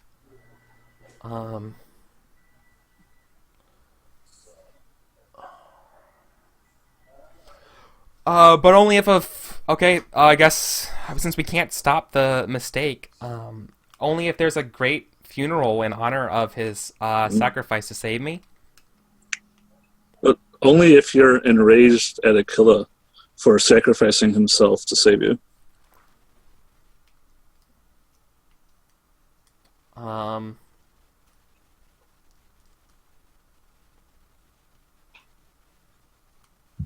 And so it was. So it was. Alright, so I'm angry that Aquila did this. I go to the king, and I'm like, King Corona, what can we do? We can't stop the mistake. I'm still not playing the king. Oh, I'm the king. I forget sometimes I'm the king.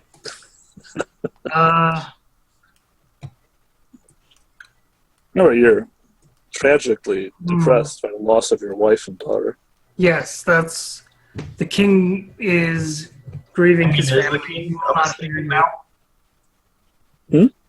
I mean, is the king a part of the mistaken now? No. No, that was never declared. I I'm wouldn't just have allowed it. just I wouldn't have reminding allowed it if it him was. of what I've already Yeah, I would have vetoed it. declared. Mm-hmm. So I storm at the king. I'm furious that he had to give his life for this. What can we do to stop the mistake? I want to save the world, and it's not working. What can I do, King?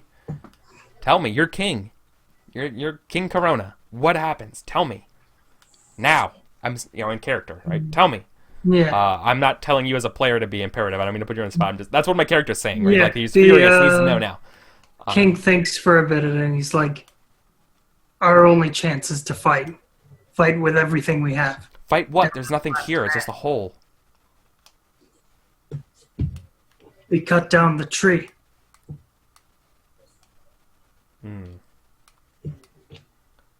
Ha. Fine. And Asa goes down and proceeds to cut down the tree. But only if your husband goes with. What do you mean? He's going to play the song you used to turn all the plants into ice. And it's going to turn the tree into ice so that you can cut it. Are you helping me?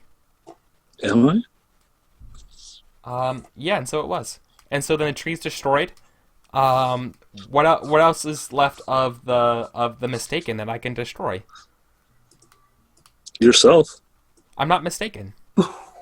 aren't you? I'm not. I'm the heart of the story. I can't be. I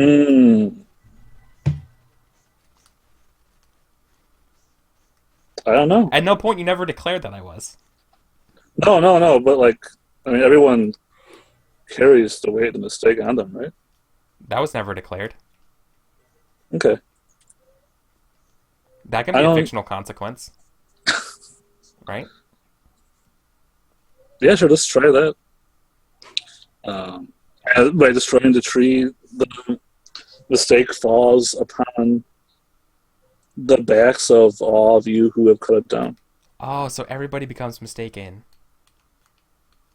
Your entire army. Well, fuck, that's how... Fuck. Alright. So it was. Your entire army.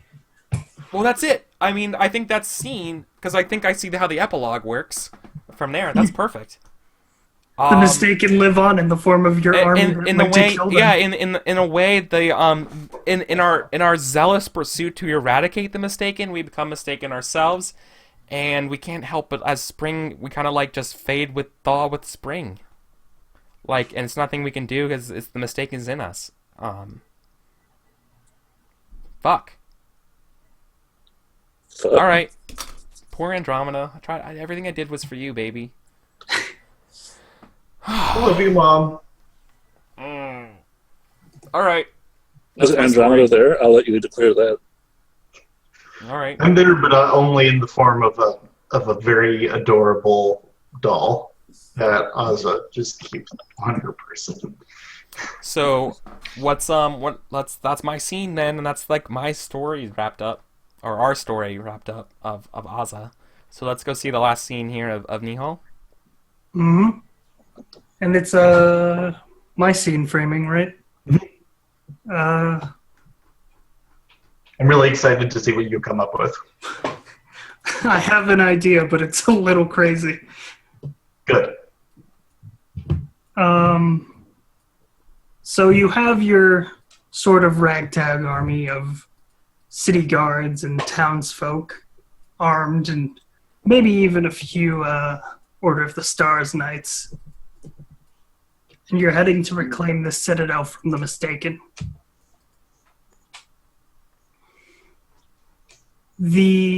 As you approach, the doors of the citadel open, revealing one of the ice boats, a very large ship that starts barreling through the icy plains towards you and your army. And you can see in the distance that it's entirely crewed by the mistaken. Cool. Oh, okay. And behind them, an army of innumerable size.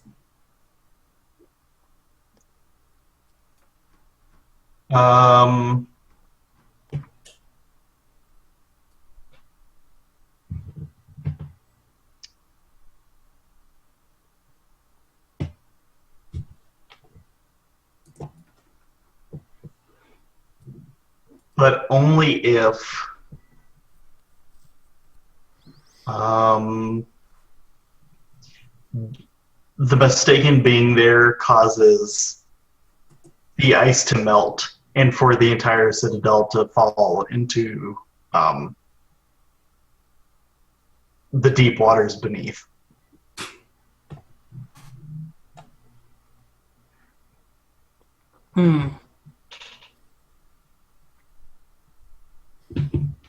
But only if half of the mistaken forces got out before the citadel collapsed.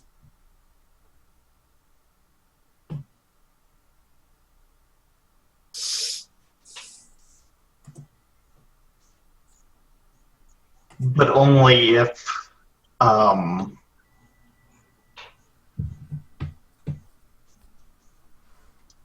they're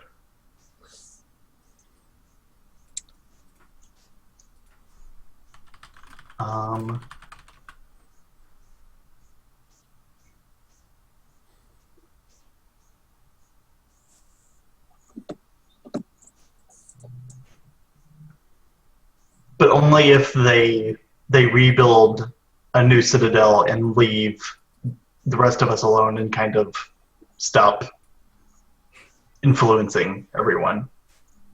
The mistaken must stay put forever. No, you're asking too much.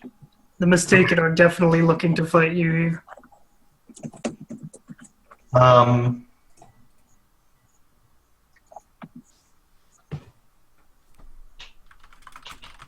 only if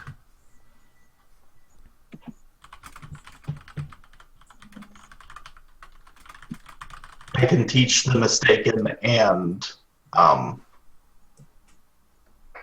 people who are not mistaken to cooperate and work together.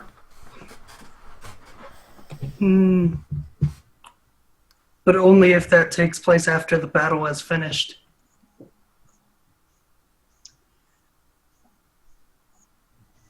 But only if,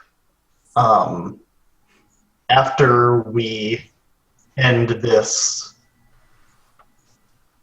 war, there are no wars after it.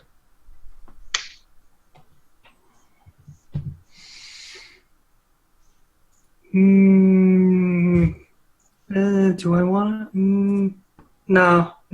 Asking too much. Okay, then.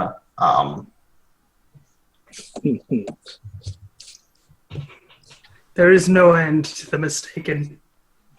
Only delay them. We'll see about that. I mean,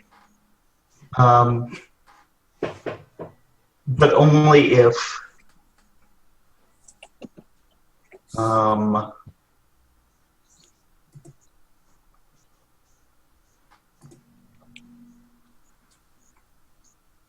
Only if the north stays cold. It stops heating up.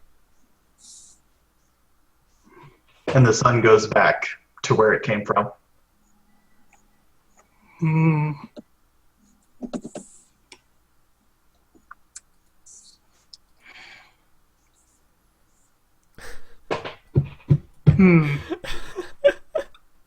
Sorry, I'm just reading what Andrew wrote in chat. Yeah. Only police actions after this war. Only peacekeeping deployments. I was just said, yeah, sure. There's no more wars because everyone's dead. Yeah.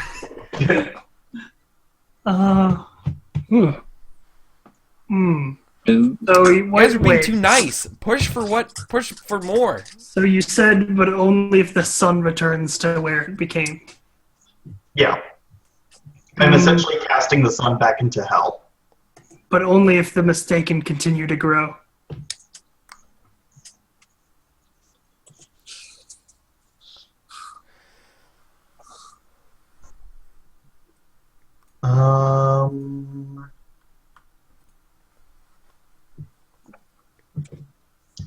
But only if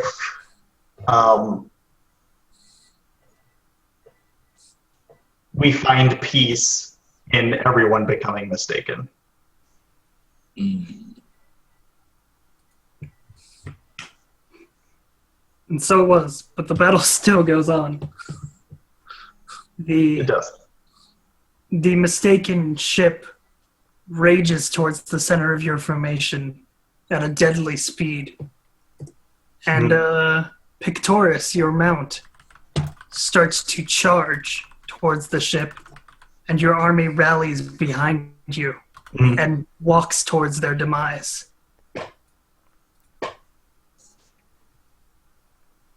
What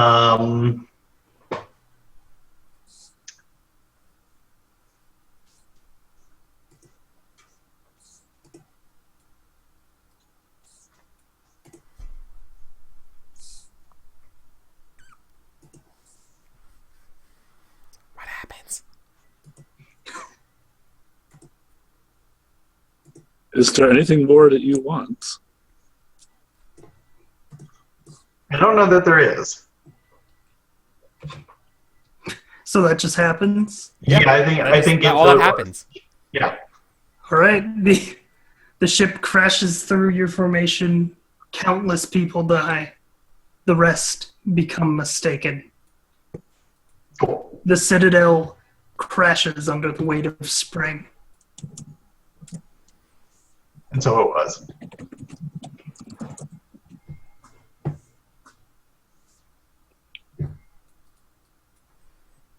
Okay. I can live with abandoning ignorance. But good job on you. You banished the sun. Yeah. It got really apocalyptic fast. Yeah. Really Well, that's did. sometimes what happens. I've seen games where you're like, yeah, and you become the next demon lord of the Mistaken, and you lead the armies against darkness, and you're like, oh, okay. Like, yeah, okay, I mean, that makes sense. That's where we're at. Yeah. Everybody makes mistakes. Drive, like, push it. Like, if people are saying, but only if, and agreeing, then you're not asking enough. Right? Each of those conflicts should be like, you should be It's like being a GM in Apocalypse World. It's like you either offer soft moves or you offer hard moves. And if they keep saying "but only if," that's too many soft moves. Start throwing some hard moves. No, if you only get 2 vetoes per scene, it might be too easy. Here's the thing. We raised the stakes on that fight pretty high. Yeah, you did. No, you did. Like at the end. Like, but that's the thing. Just because you run out of vetoes doesn't mean that you still can't be asking for high stuff, high stakes things, right? All you have to do is just come up with 3 different high stake things, and then they have to literally asked for the sun.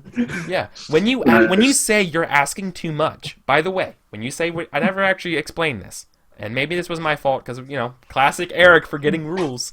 When you say you're asking too much and you provide an alternative, the person that's given that choice, it's an alternative. You could still go with actually I like that first one more, right? It's not you're now stuck to the other one.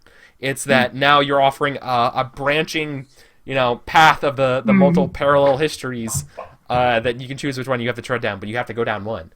Nice. But I'm happy with that.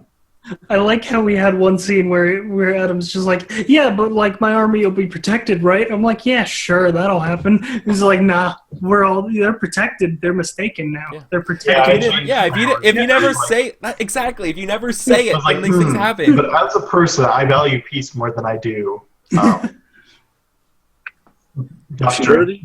Yeah. The mistaken are protected. Freedom. Like we've never even, not in an entire game, did we even once say what was wrong with being mistaken? Yeah. No, we didn't. Yeah. We made mistakes. And I think Nihal figured that out at the very end. I tried to push it. I tried to push that, but nobody wanted to define it.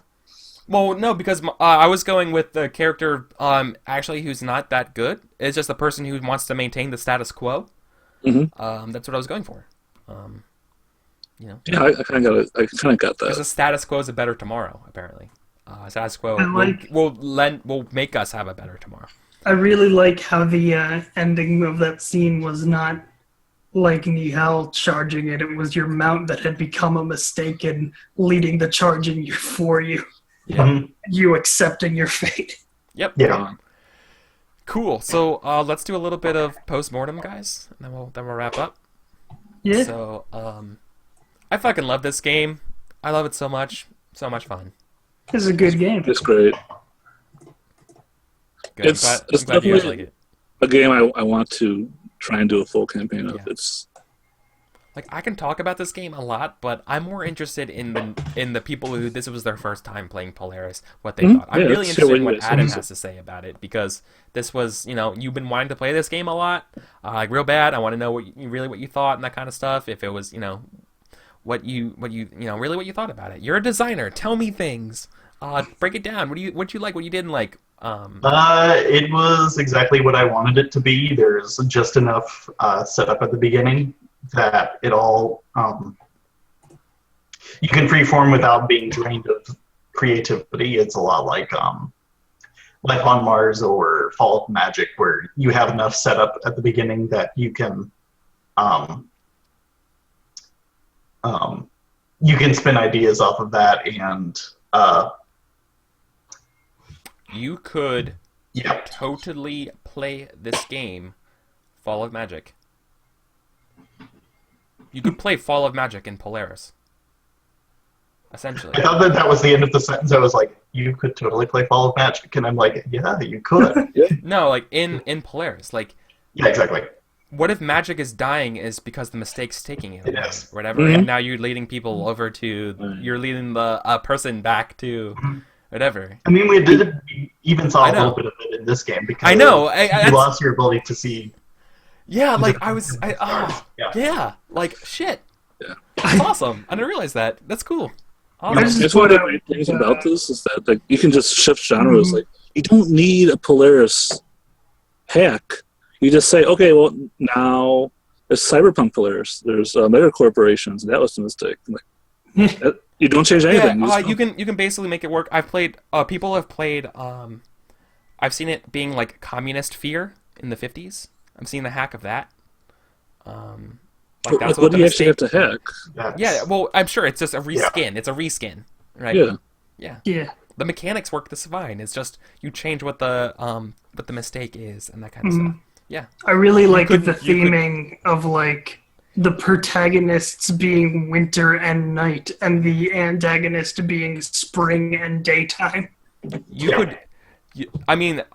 The obvious parallel, and I made it several times here, is that you can definitely play this as Star Wars, and you're a Jedi, for sure. In fact, I would love to do that sometime this month.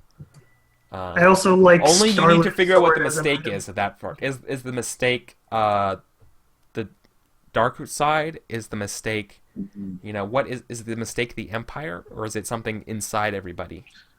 Well, we never even have to define the mistake. We just have to try and answer that question. Yeah. Well, it's important to set those guidelines going into that, but you could totally play that game. Yeah. I would be super interested in playing that game. You could do Dogs in the Vineyard, essentially, right? Yeah, it reminded me of Dogs in the Vineyard too. Yeah, there was definitely a point where I was like, these knights that we're playing are totally like Dogs in the Vineyard.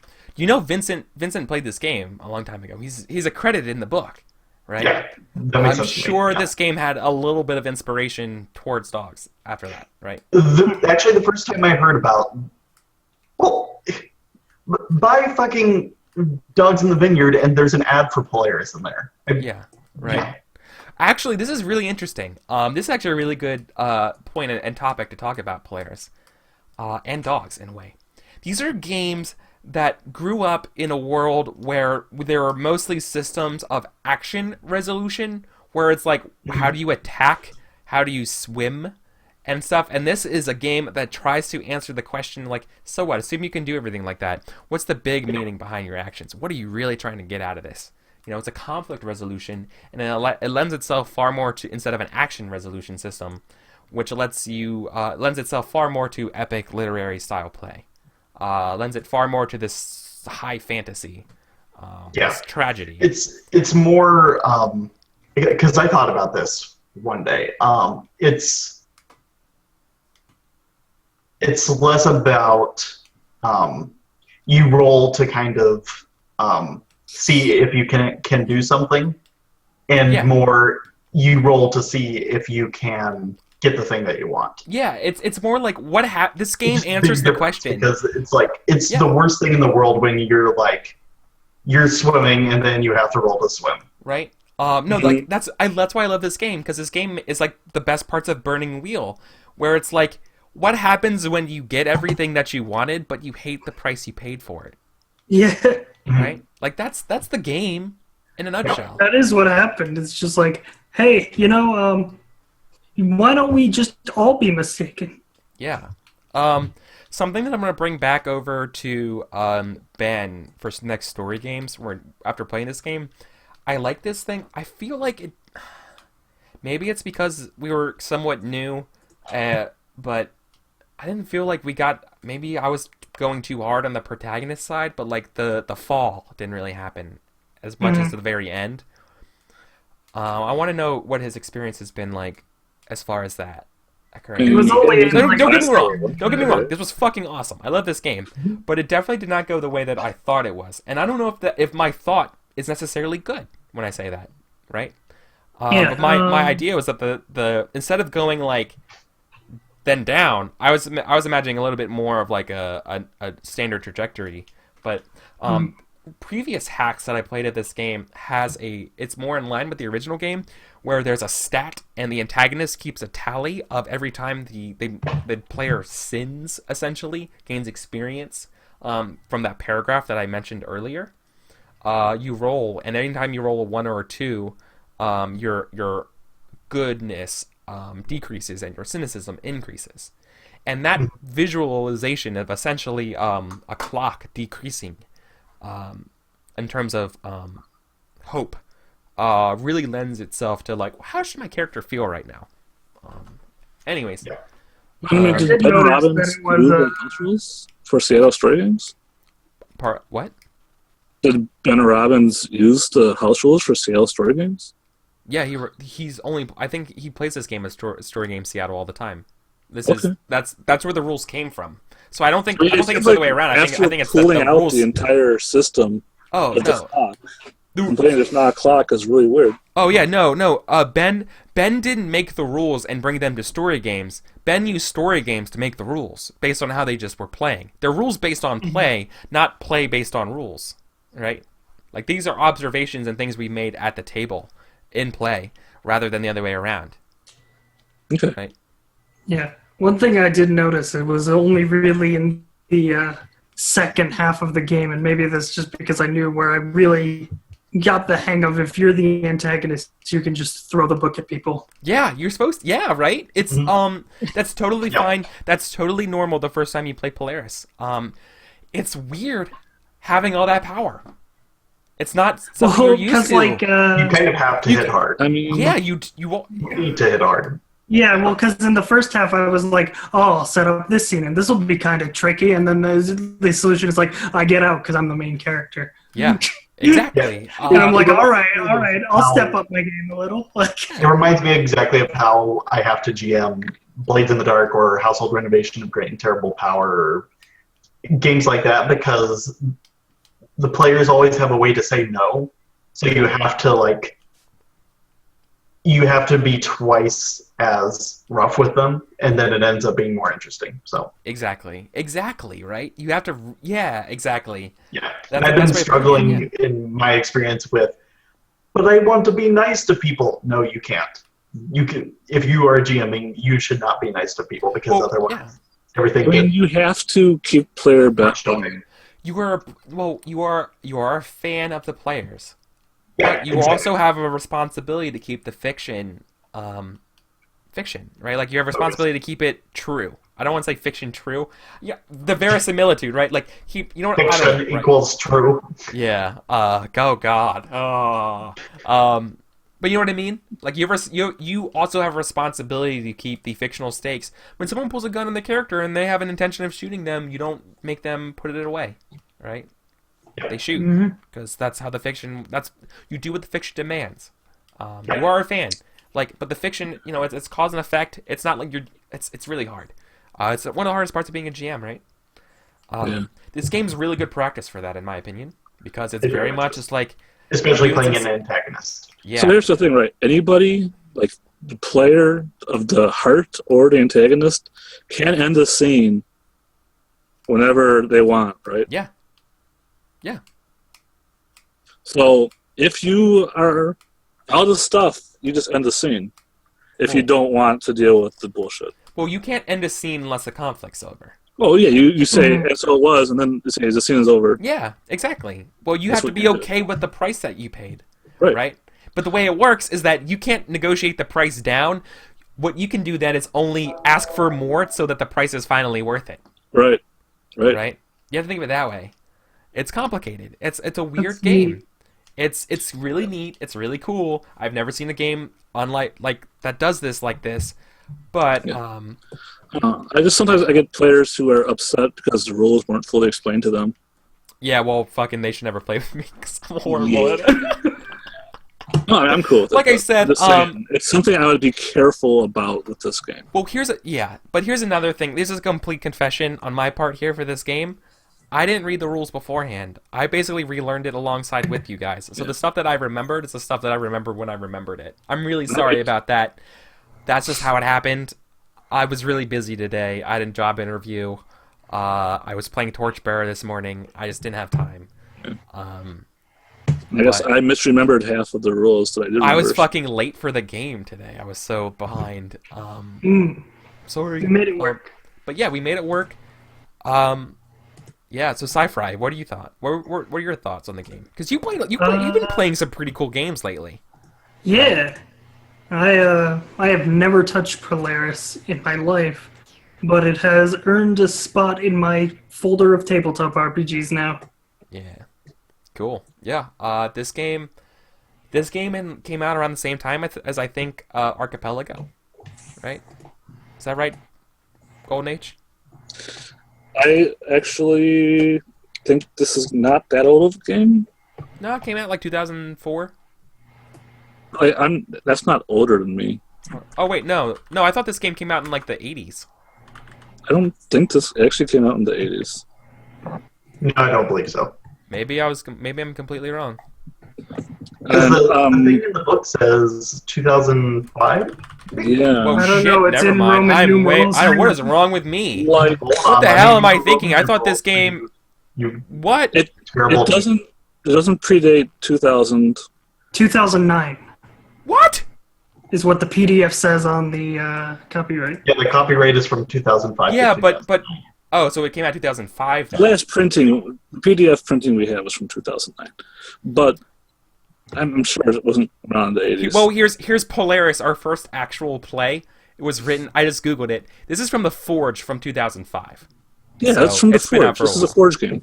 Yeah. Yeah, of course. I mean, God, man, It's- I'm sorry. I thought this game was way older than this. Shit, I thought this it's was like not, some kind it's of like... not that old. But I mean, well, it's still old in terms of RPGs. To be fair with you. I mean, it's a basic RPG, but it's neat. Yeah. I mean, in a lot of ways, I'm still living in 2005. So. Right.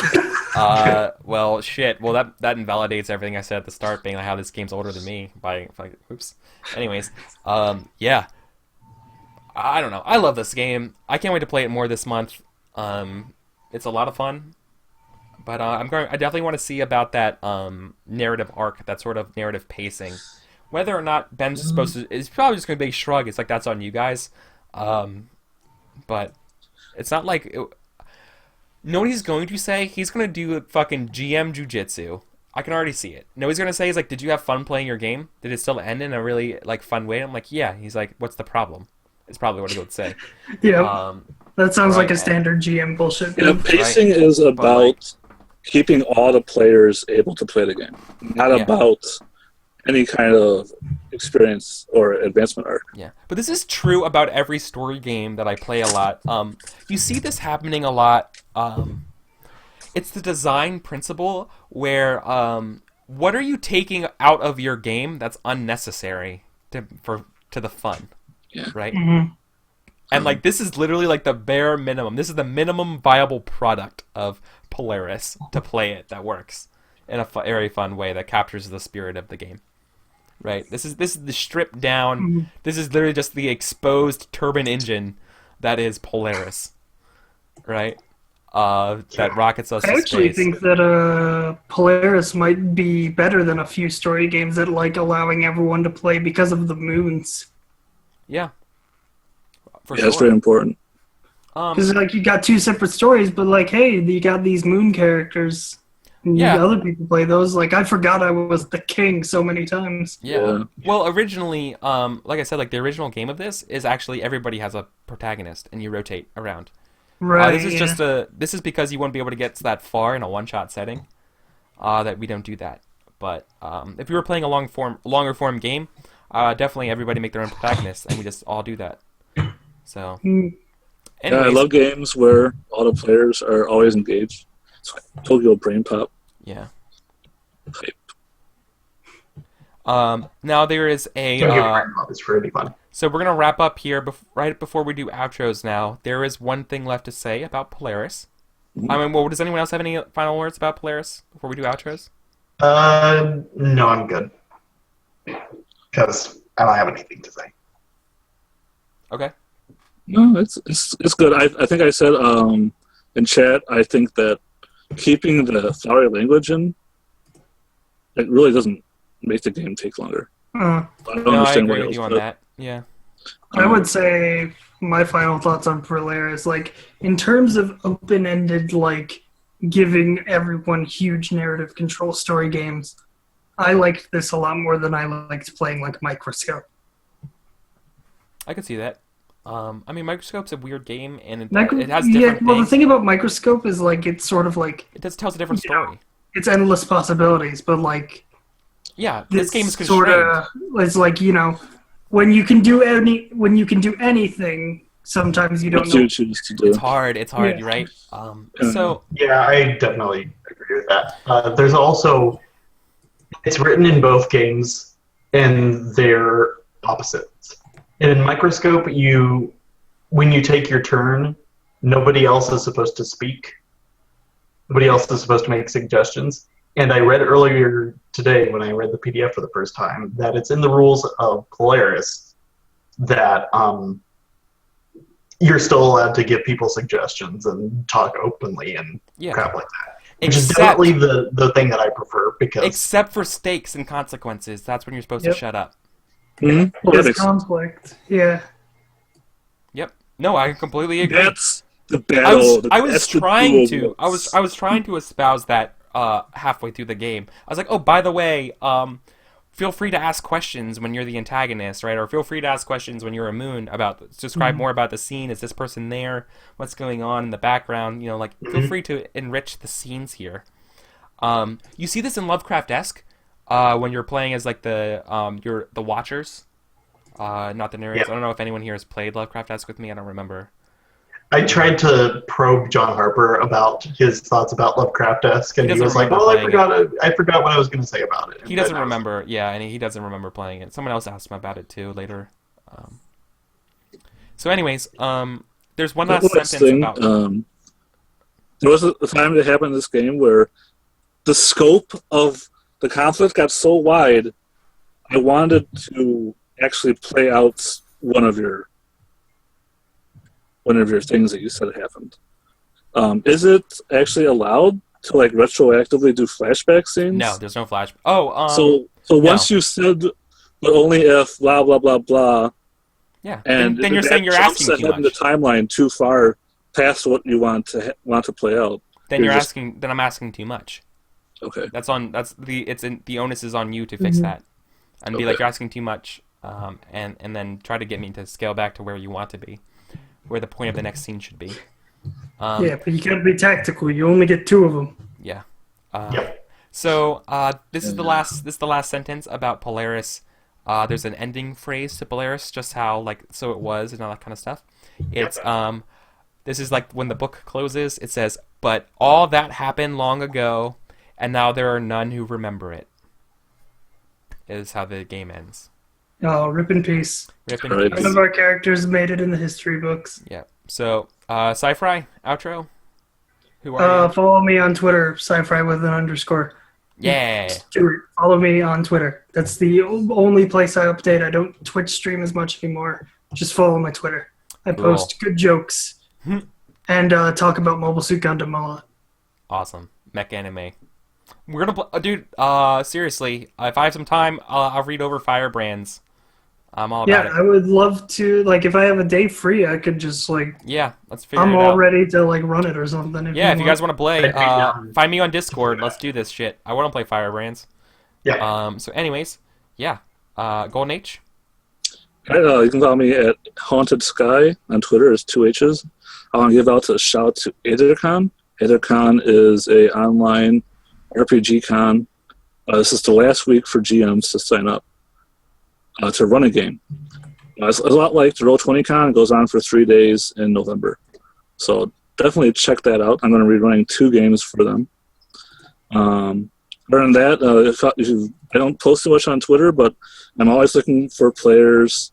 I do one-shots for Dresden Files. I do Tokyo Brain Pop. I definitely want to find a group for Polaris.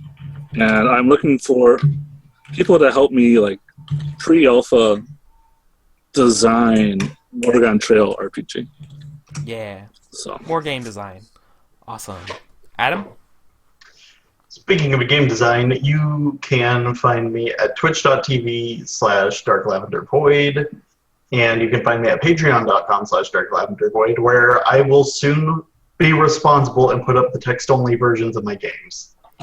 Awesome. If you would like the actual version of my games with all the layout and everything, you can give me $1, and then you get the thing. You get the PDF with all the layouts and colors and everything. Yeah. Singular dollar. Pull it out of your wallet. Singular dollar. To the computer. Awesome. And I'm Eric. I'm Eric Vulgaris. I'm host of Once Upon a Game. You can follow me tomorrow as we play It's Never Sunny in Duskfall on my channel here at 1 p.m. It's a Blades in the Dark game. Blades made by John Harper. Then I'm going to be over at AP's channel for Winter's Edge, which is a D&D game. Sunday, no burning crowns. One of our players has to work, unfortunately, but I'm starting a new Torchbearer game on Sunday called The Oathkeeper's Demands, and that's going to be fun. Torchbearer and Burning Wheel very similar. No, Not really.